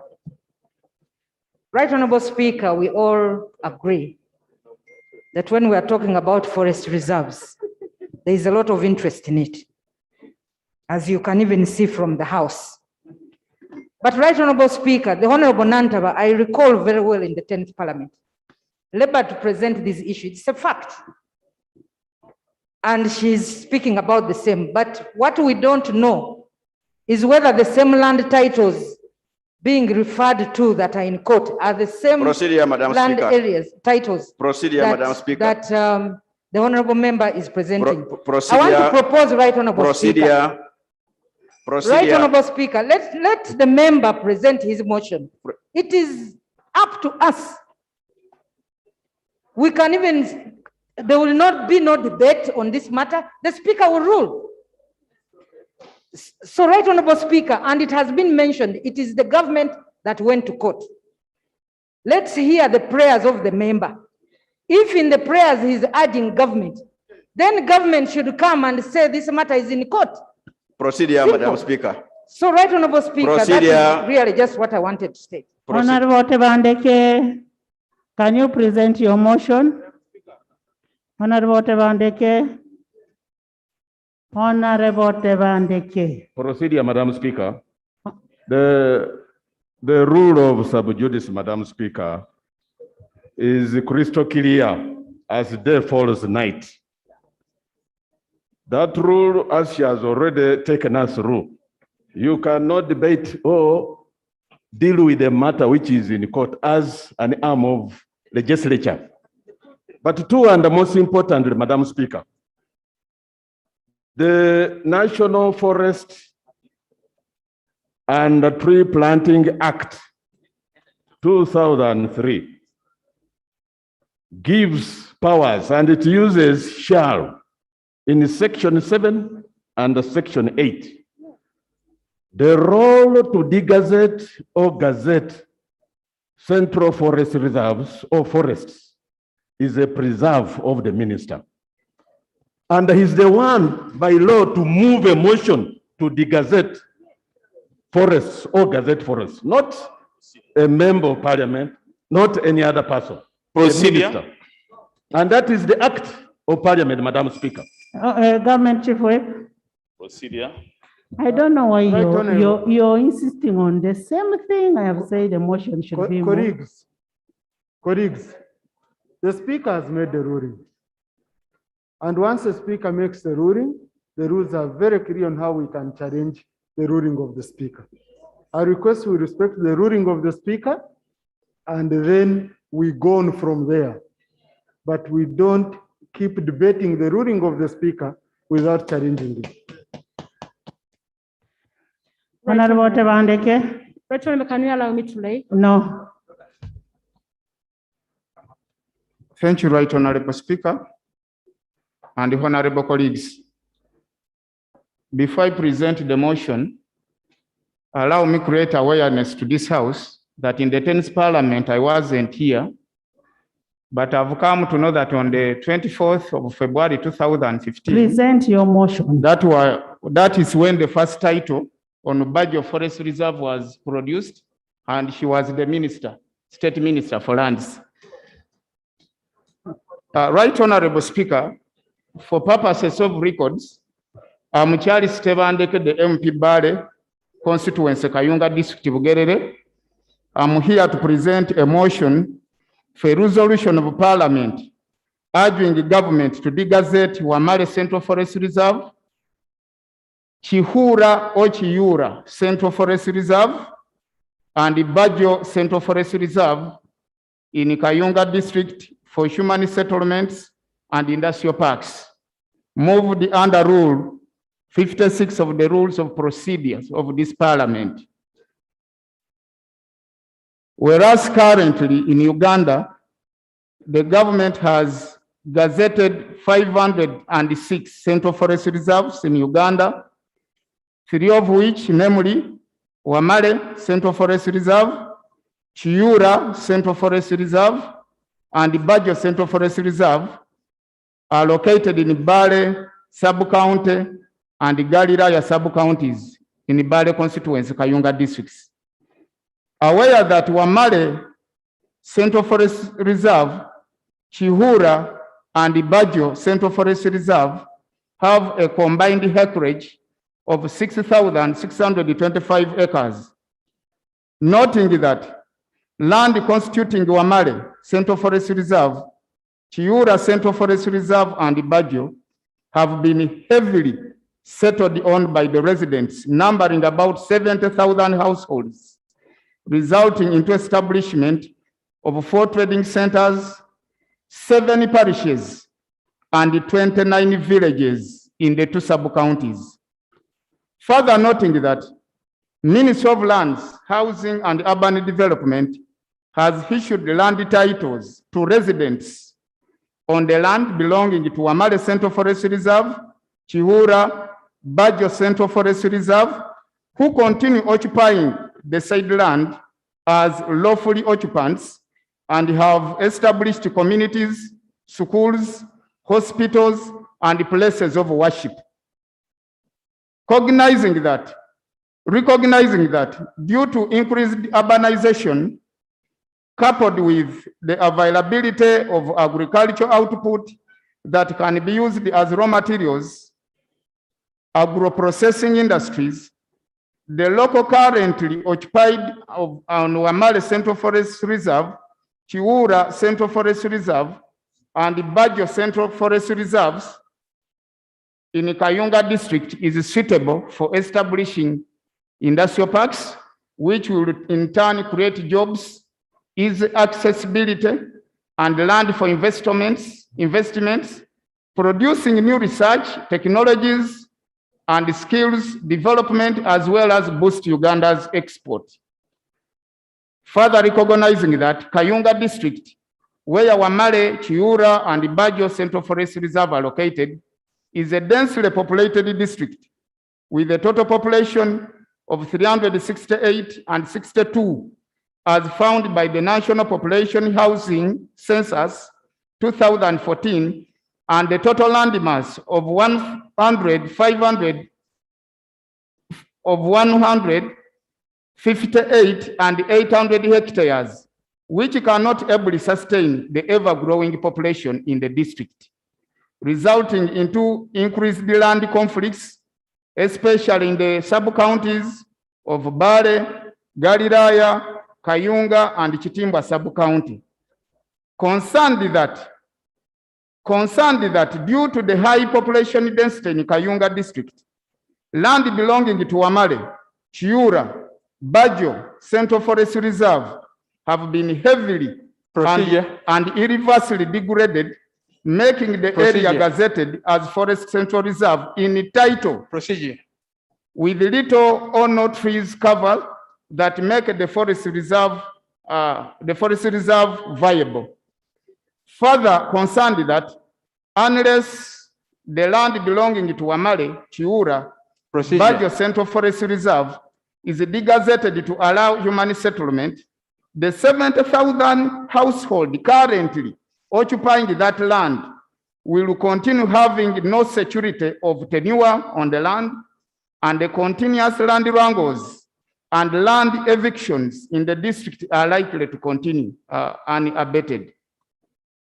Cognizant that Wamale, Chiura, and Bajo Central Forest Reserve can only be degazetted by the government through presenting a motion for a resolution of Parliament in accordance with Section 7 and 8 of the National Forestry and Tree Planting Act, upon satisfaction of various other requirements, including providing alternative land for the establishment of a new forest reserve, as well as carrying out environmental assessment. Now, therefore, this is my prayer to this House. Be resolved by this House that the minister responsible for water and environment considers degazetting Wamale, Chiura, Bajo Central Forest Reserve in Kayunga district for human settlement and industrialization. I beg to move. Is the motion seconded? Is the motion seconded? It's seconded by Honorable Amos Lugolobi, seconded by Honorable Nsanja, by Honorable Silwanyi. Procedure. Patrick, Sarah, do you like to speak to your motion? Procedure. Who is saying procedure? Procedure. according to the National Forestry and Tree Planting Act, Section 8. You're now going to the substance of the matter. We've When not you resolve, when you make a resolution for the gazettement, mention you your have at name. the same time to You make first a mention resolution. your name. I am called Arnita Rauben. Now, MP, Rauben, West. you're going to the substance of the motion. Yeah. We've not allowed a debate on the motion. Okay, but I know it's a maiden speech. Can you speak to your motion? Members, let's first finish this and then I guide you. Thank you, Right Honorable Speaker. And be brief.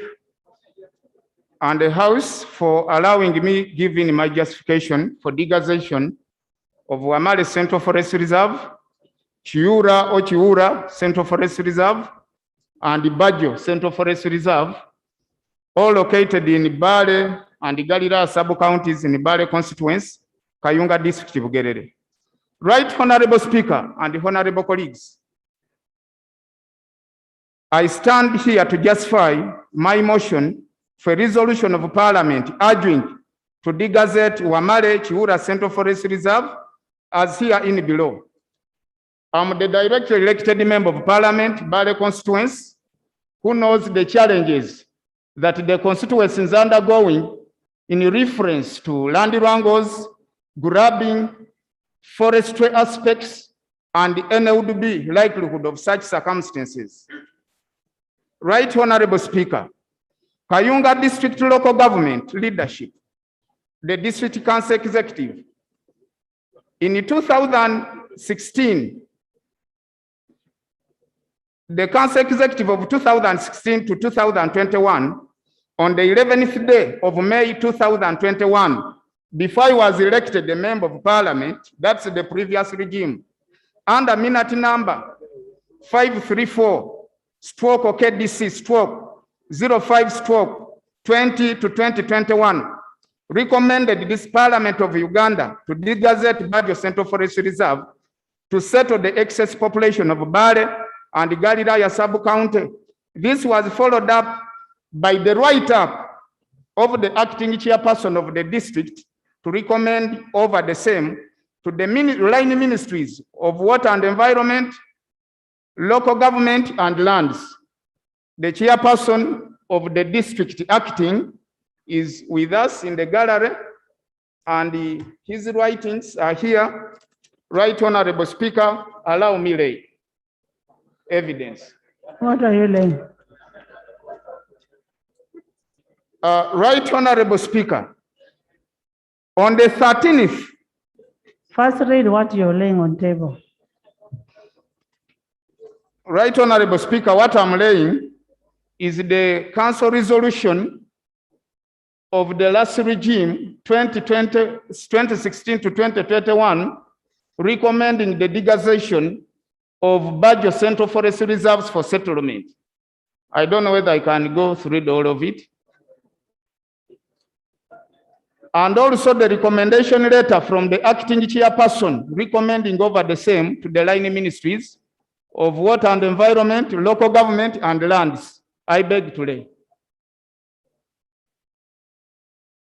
Right Honorable Speaker, on the 13th day, October 2021, and the 16th day of October 2021, the sub-county local government councils of Galilaya and Bale sub-county, respectively, held a meeting of all LC1 chairpersons, LC2 chairpersons, parish councillors, LC3s, and the respective district councillors, and resolved to urge this Parliament to subdue to the resolution of degazetting Bajo Central Forest Reserve, Chihura, and Wamale, which are in existence in a myth and no longer as forest reserve and not viable in form by observation. Right Honorable Speaker, in the gallery we have the area district councillors, the parish councillors, and some of the chairpersons, LC1, LC2s, representing different villages. I beg you give them permission to wave to the House. I beg to lay these minutes. Right Honorable Speaker, allow me lay the minutes of the 2 consecutive meetings of the chairperson of the local governments, sub-county leadership, as in reference to the meetings that they held. Allow me lay.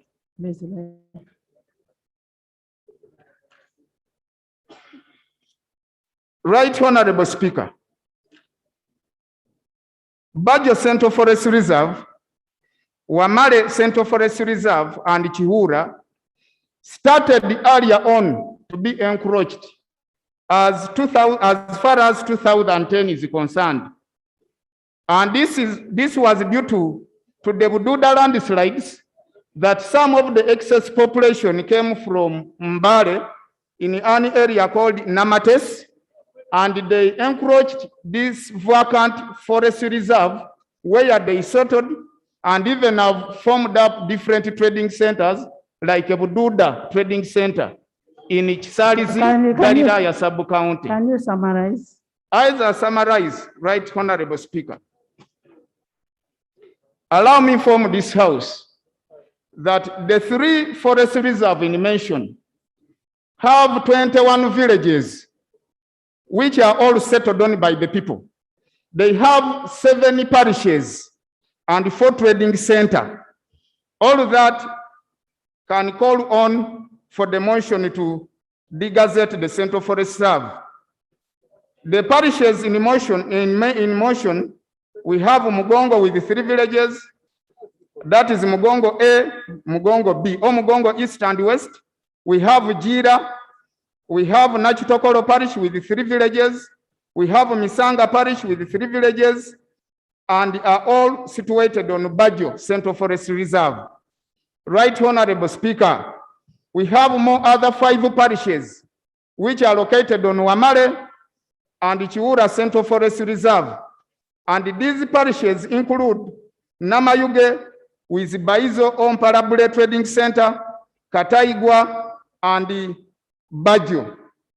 We have Kasokwe Parish with Chirubo as an LOC, Kasokwe Trading Center, Baghdadi. We have Chinamawanga, and they are all situated on Wamale Central Forest Reserve.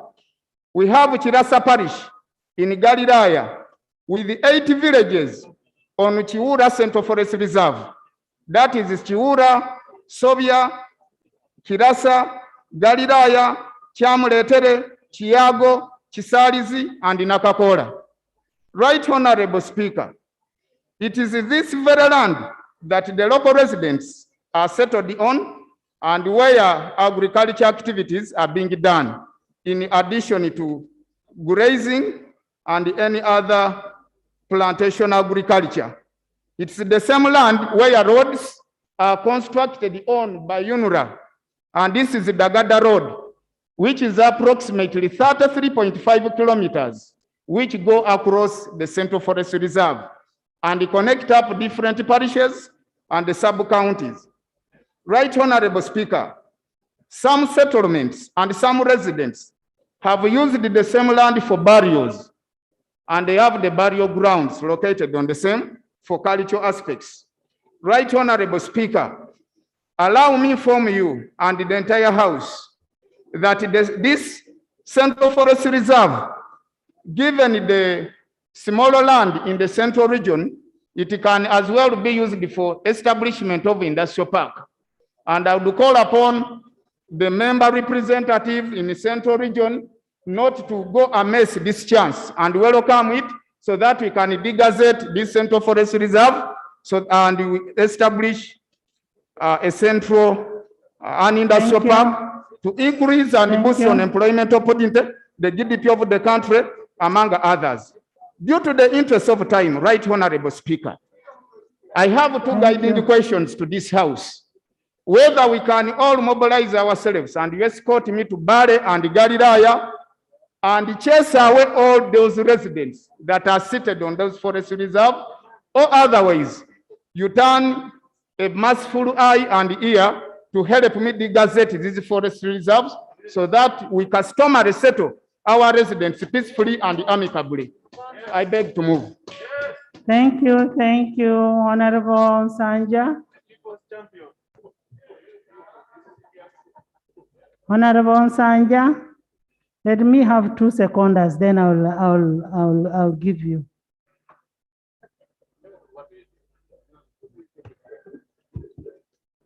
Thank you so much, Madam Speaker and honorable members. Once again, my name is Nsanja Patrick.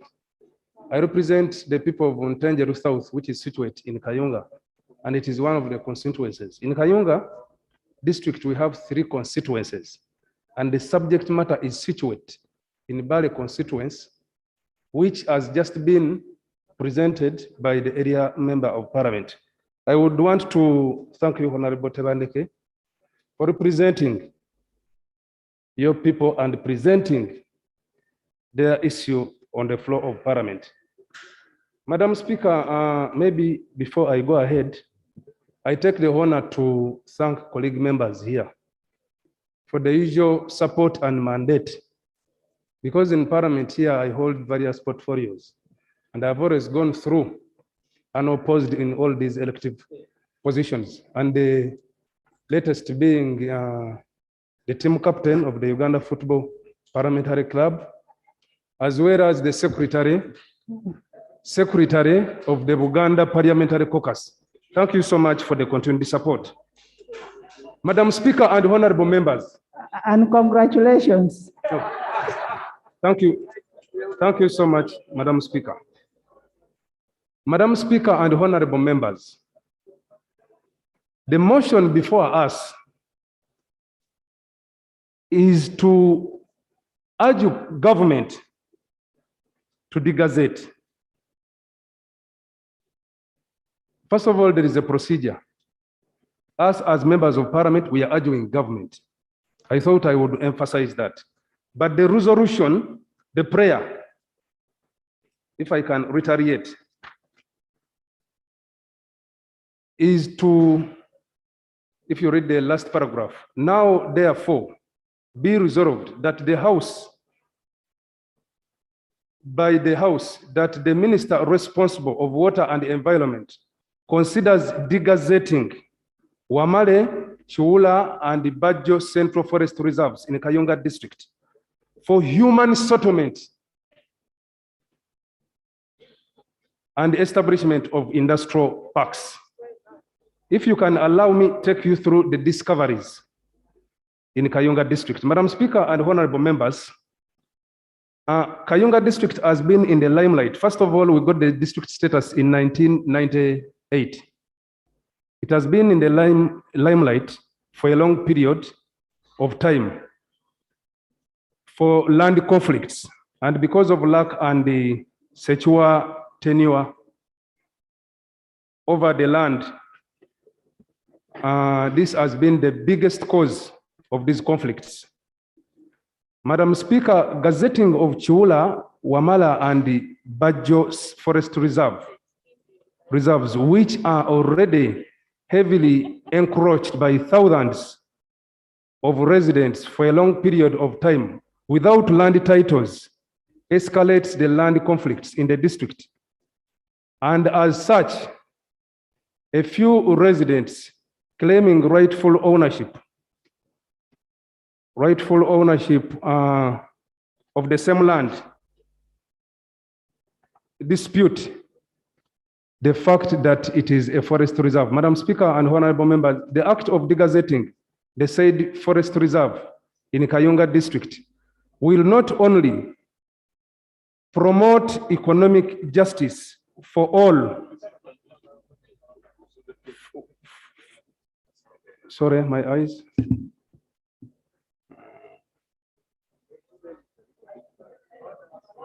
Yeah. For all of us opposed to the injustice being promoted by the selective issuing of land titles in the said land forest reserves to a few individuals, considering Chapter 4 of the Constitution of the Republic of Uganda, which guarantees promotion and protection of fundamental and other human rights and freedoms for all Ugandans. Madam Speaker and honorable members, the district local government is limited with options, given that the area is densely populated with a rapid population growth rate. This leaves the district without land to resettle the thousands of residents whose livelihood is now at stake. Madam Speaker, as I summarize,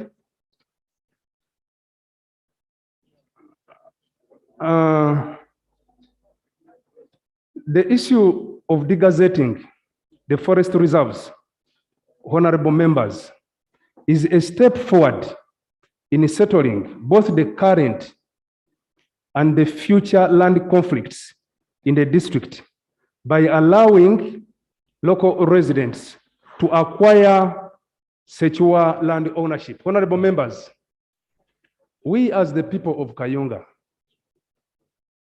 it is indeed true that we are for the people. And this motion is intended to fight for the people. That is why the various district local leaders are in the gallery watching the proceedings. I would therefore request you to support this motion, which is urging the government to degazette. I thank you so much. I beg to move, Madam Speaker. Thank you, Honorable Zijan.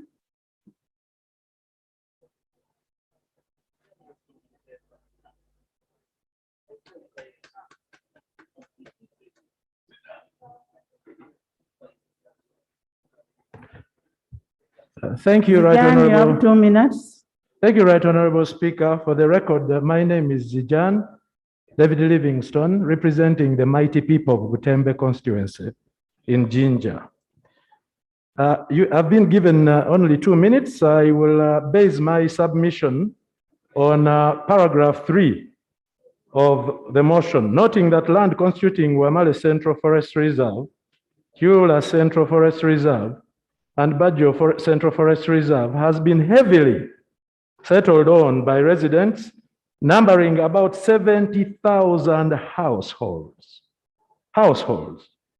resulting in the establishment of 4 trading centers, 7 parishes, and 29 villages in 2 sub-counties. Right Honorable Speaker, I am a lover of green. And when I heard about this motion, it moved my heart that anyone in their right mind could foster the idea of degazetting a forest reserve. So I took the trouble to visit Locus to see for myself what informs the mover of the motion. I took a 4-wheel drive car and tools in my car prepared to fight with animals in this forest reserve. I was surprised that when I got there, I did not even need a bicycle, let alone a 4-wheel drive. Instead of finding trees and shrubs, Right Honorable Speaker, I found kamas, trading centers, people going about their daily lives, places of worship, families, schools, health centers, roads, even those worked on by UNRWA. And so then I was at peace with the mind of the mover of the motion that what we are calling as a forest reserve is only a forest reserve in document and in theory, as opposed to reality on the ground. Right Honorable Speaker, I am a graduate of business and human rights, and I have always loved the idea that whenever rights are competing of Ugandan citizens, of human beings versus other entities or agencies, the rights of people should precede, should have priority. And in what we are talking about, Right Honorable Speaker, what is called a forest reserve, which should ideally, if it was a true forest reserve, have animals, the mover of the motion has brought leaders of the people who live in that place. On, I think it was the 24th, might have been on the 24th of June 2020, I will check my records properly. A minister stood on the floor of Parliament here and said that the people were opposed to the idea of degazetting these forest reserves. Right, Honorable Speaker, those people are here and are speaking for themselves through the voice of their elected leader, and they are in support of the motion. They are not here to oppose it. In May 2020, Right, Honorable Speaker, a judicial officer, a registrar from the High Court of Mukono, visited Locust and made an observation and reported, and it's on court record, Right, Honorable Speaker. He said there were no trees to protect. The place in question does not have a forest, it doesn't have trees, it doesn't have shrubs, it has homes of Ugandans, it has churches and mosques of Ugandans, it has families of Ugandans. Right, Honorable Speaker. So there is no way we can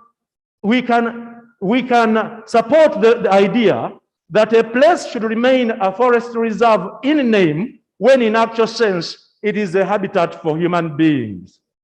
So I rise on the floor, Right, Honorable Speaker, to beg the House, to beg my fellow elected leaders, that we should always be about the rights of people.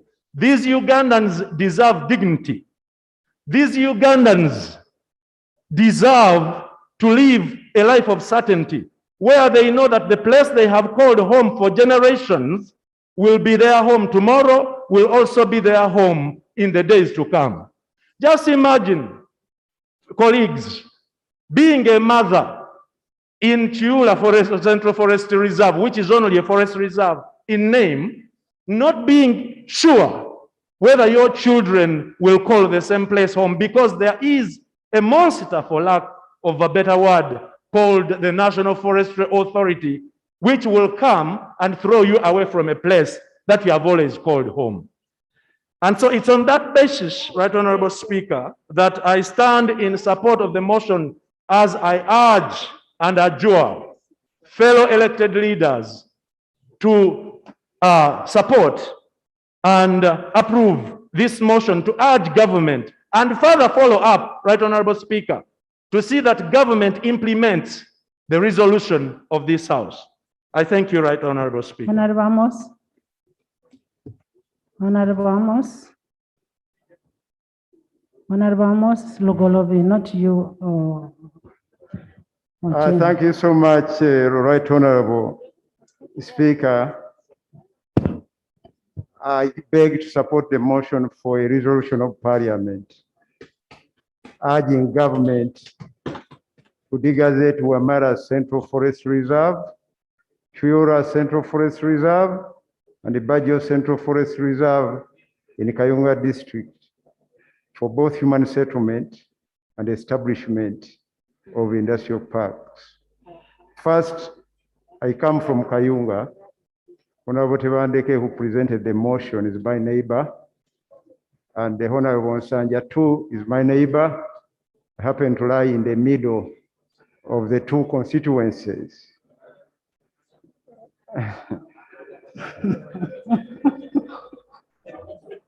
Allow me to limit my comments on issues that I can defend.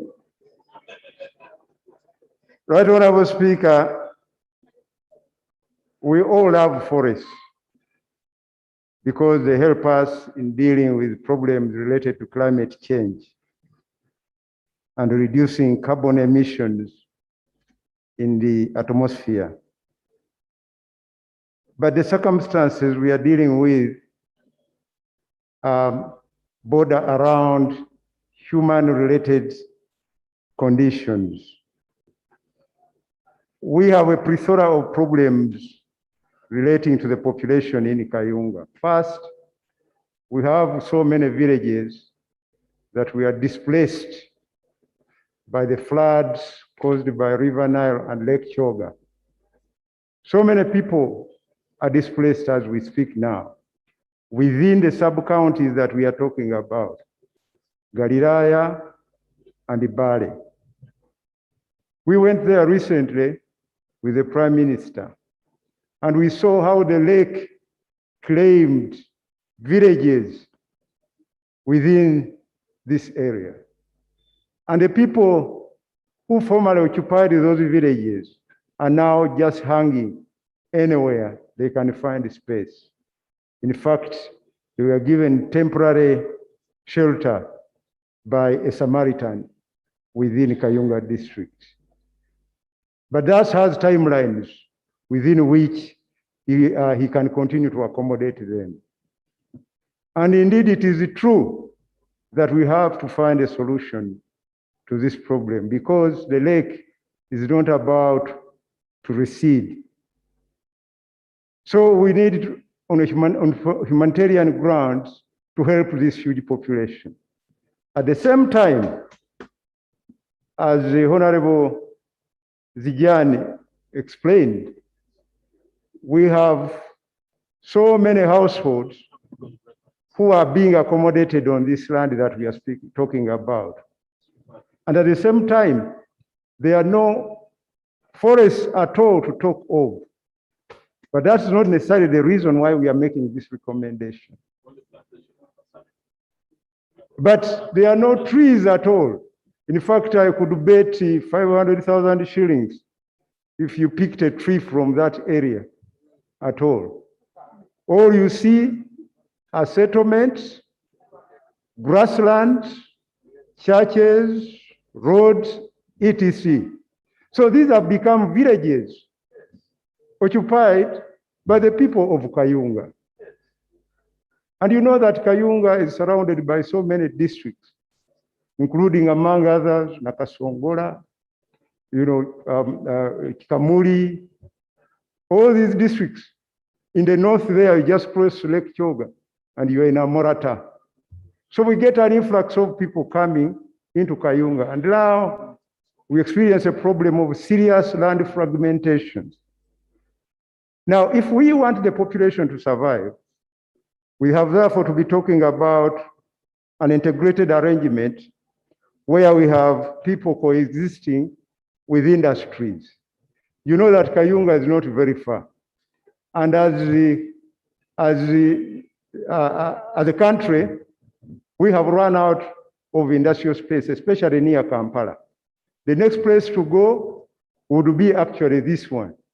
So an integrated arrangement where these people would seek for jobs, of having industries where people can seek for jobs, I think is the best way to go. And that's why I want to strongly support this motion. Because they are not only settling people, but you are also giving them space for industries where they can ultimately get jobs. So as an opinion leader in Kayunga, I want to support this motion, Madam Speaker. And I want to join my colleague in recommending that these said forest reserves be reserved for human settlement and industries for degazettement. I thank you. Thank you, Honorable Amos. And when you look at this motion, the motion is not for an outright degazettement, but it is seeking the minister to consider. That is what the motion is saying. And there has been a matter that has been raised on sub judice.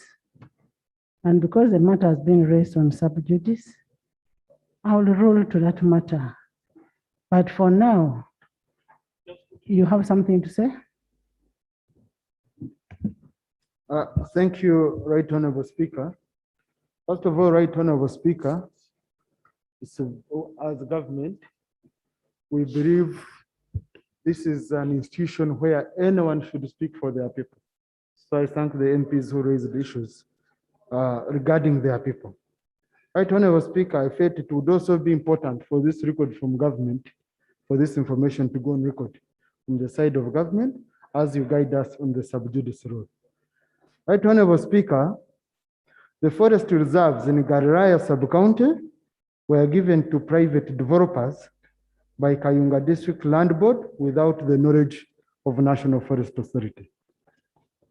Right Honorable Speaker, the National Forest Authority barred the private developers from occupying the land.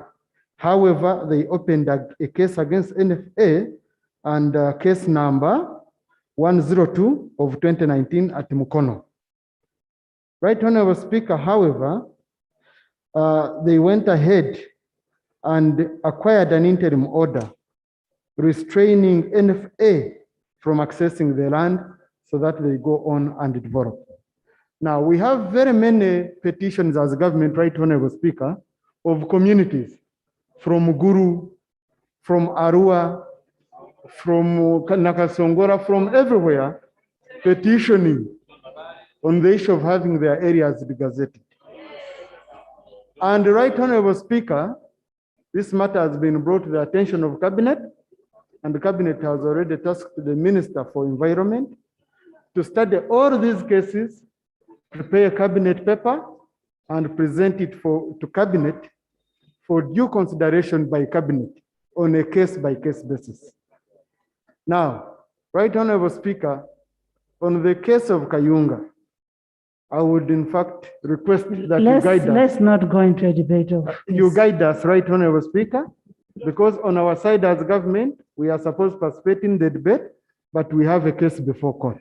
So your case, you are ruling on the issue of sub judice is what is very, very welcome on our side, and will guide us on how best we can proceed, right Honorable Speaker. I feel that information should come. Thank you. Thank you, Government Chief Whip. Members, NFA holds land in trust of the people of Uganda. The powers are in the people of, as enshrined in the Constitution. So that land is not for NFA, it is for our people. It is only holding in trust.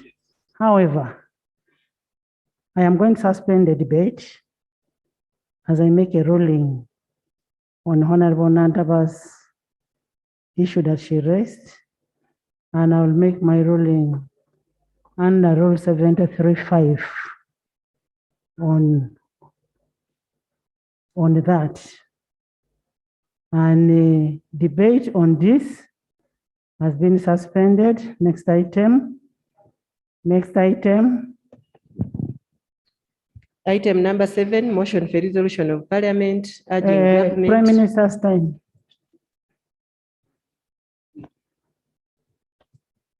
Prime Minister's time.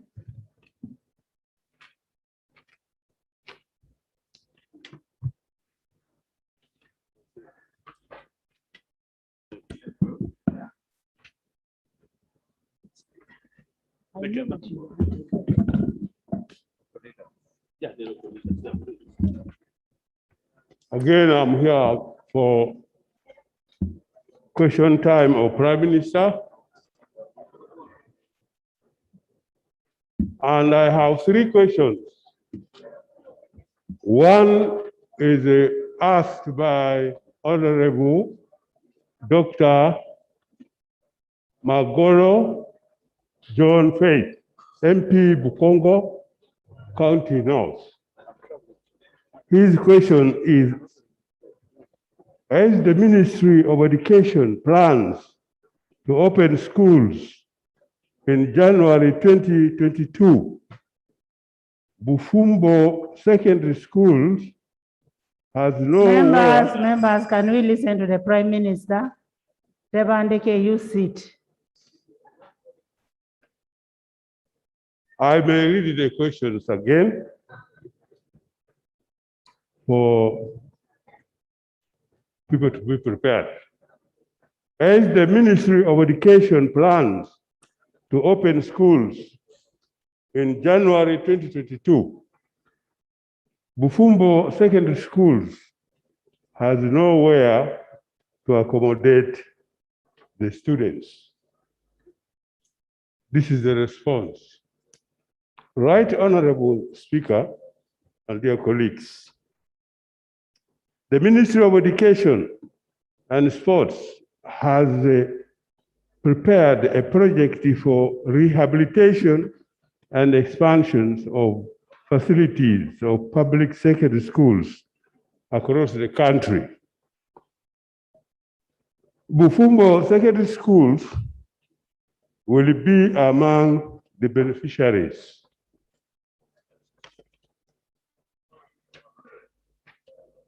The same doctor, that is the question and response for that one. The same doctor asked the second question. The same doctor, of course, the previous one. His question runs again. Can schools be permitted to access a defined percentage of capitation grant to undertake the necessary renovations before eventual resumptions of learning? The response are the Ministry of Education and Sports guided local government accounting officers not to utilize capitation grants advanced to the schools because the existing expenditure guidelines only provide for utilization of the funds when the schools are operational. Many schools are closed with the COVID, therefore the guideline does not allow them to use the money when you are dormant. On 22nd September 2021, His Excellency the President informed the country about a plan for reopening of schools, institutions in November 2021 and January 2022, respectively, depending on the vaccine uptake by the target population. The Ministry of Education and Sports is aware of the state of disrepair in schools and is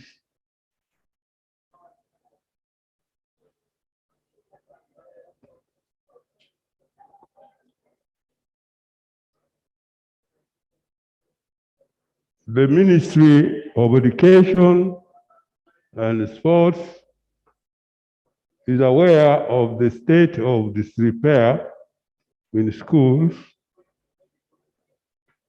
and is preparing a circular to guide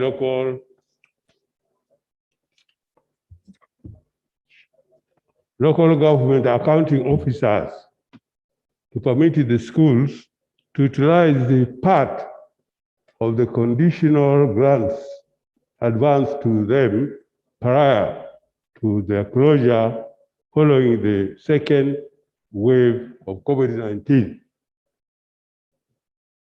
Further, disbursement will only be made to the schools upon provisions of accountability for the funds advanced.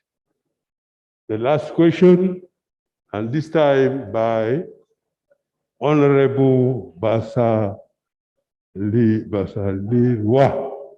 Asman, Member of Parliament Bugiri Municipality, Bugiri District. And the question is,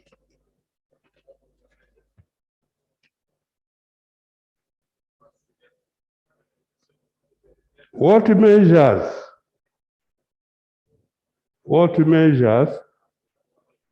is government putting in place to ensure that there is a smooth running and a good working relationship at the Uganda Land Commission? However how far has the takeover of the Land Commission by the minister gone under the current status of the investigation by the CIID of the financial impropriety by the technical school at the Uganda Land Commission. These questions are responded to as follows.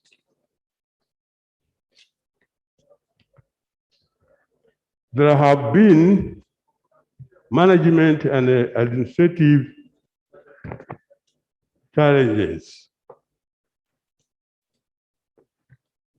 which were brought. These people are disrupting my attention, madam.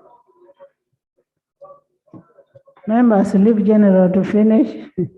Patrick, leave General to finish. There have been management and administrative challenges which were brought to the attention of government, including accusations of inefficient and ineffective service delivery of the Uganda Land Commission and mismanagement of the land fund, which fall under Uganda Land Commission. The Prime Minister, Attorney General, and the Minister for Land, Housing and Urban Development have held meetings with the Uganda Land Commission chairperson, commission members, and the secretary of the Land Commission to resolve the poor working relationship at the Land Commission. The President of the Republic of Uganda was made aware of the poor working relationship. Government took the following decisions. The minister will directly supervise the management and operations of Uganda Land Commission with a view to finding a permanent and a lasting solution. This is now, the next is the status of the investigations. The Office of the Auditor General is carrying out a comprehensive forensic audit on transactions by Uganda Land Commission, and thereafter a report on how to streamline the management of the land fund will be submitted.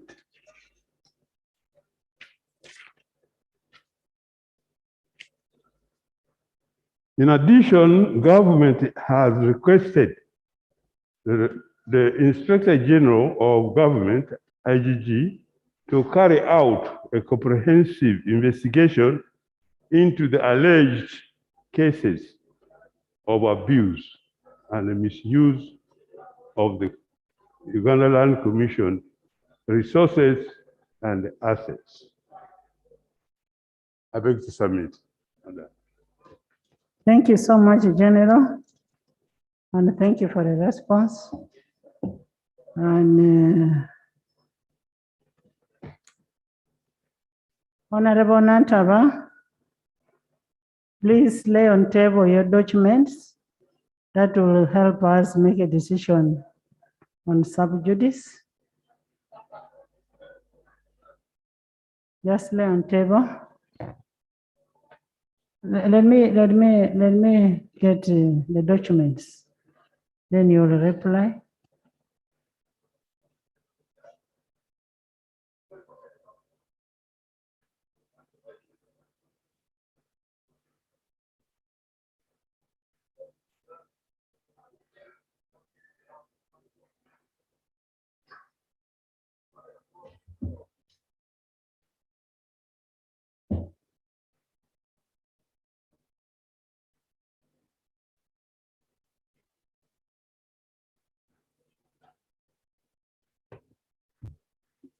Thank you, Right Honorable. Right Honorable, I moved under Rule 73 of our Rules of Procedure of Parliament which states that subject to sub-rule 5 of this rule, a member shall not refer to any particular matter which is sub judice. And in 2, a matter shall be considered sub judice if it refers to active criminal or civil proceedings. And in the opinion of the Speaker, the discussion of such matter is likely to prejudice its fair determination. In 3C, Right Honorable, civil proceedings. Honorable Nantaba, you had already presented that. Just lay your documents for us to. Right Honorable, I have to lay according to the rules because you had already suspended and then you're recalling me back. So I have to put this on record. Thank you, Right Honorable. In 3C, civil proceedings shall be deemed to be active when arrangements for hearing, such as setting down matters for hearing, have been made until the proceedings are ended by judgment or settlement or withdrawal, or a member alleging that a matter is sub judice shall provide justification to show that sub-rules 2 and 3 are applicable, and the Speaker shall make a ruling as to whether a matter is sub judice or not before debate or investigations to continue. Right Honorable, the motion was seeking.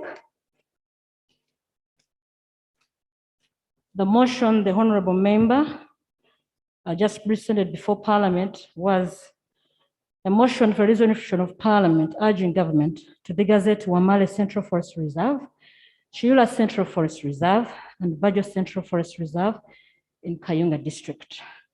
Right Honorable, I beg to lay a document entitled The Republic of Uganda in the High Court of Uganda, holding at Mukono. The land cause is civil suit number 102 of 2019, National Forest Authority, the plaintiff, versus Semuga Badru, Kayunga District Land Board, the Commissioner Land Registration as defendants. Right Honorable, I beg to lay for records. Right Honorable, I also requested you in our small conversation we held that the other 3 documents will be provided, Right Honorable, at a time that you choose deemable. No, please get them, then you bring them over. Sorry? The documents that you said. Right Honorable, I will lay civil suit number 88 of 2017. I will also lay civil suit 67 of 2017 as well in regard to the subject matter. Right, all at Mukono High Court. Right Honorable, kindly. You've not laid civil suit 68. Right Honorable, I have laid already. That's 68? The other 2, Right Honorable, as I had requested you there, I will provide them. So you don't mention them now. You mention when you're laying. I thought but you can still bring them and it helps us make a decision. Right Honorable, I much obliged, Right Honorable. Kindly, okay. Right Honorable, allow me to say one thing. It feels so bad for members of Parliament to deceive Parliament that the land in question is occupied by people into a debate on when that. It is occupied by grabbers. We'll go on to a debate on that. Let's first have the documents. We make a ruling to that effect. Then you'll pour out your hearts. The good thing, all of you are from Kayunga, including Lugolobi. Members, the House members, the House is adjourned to Tuesday at 2.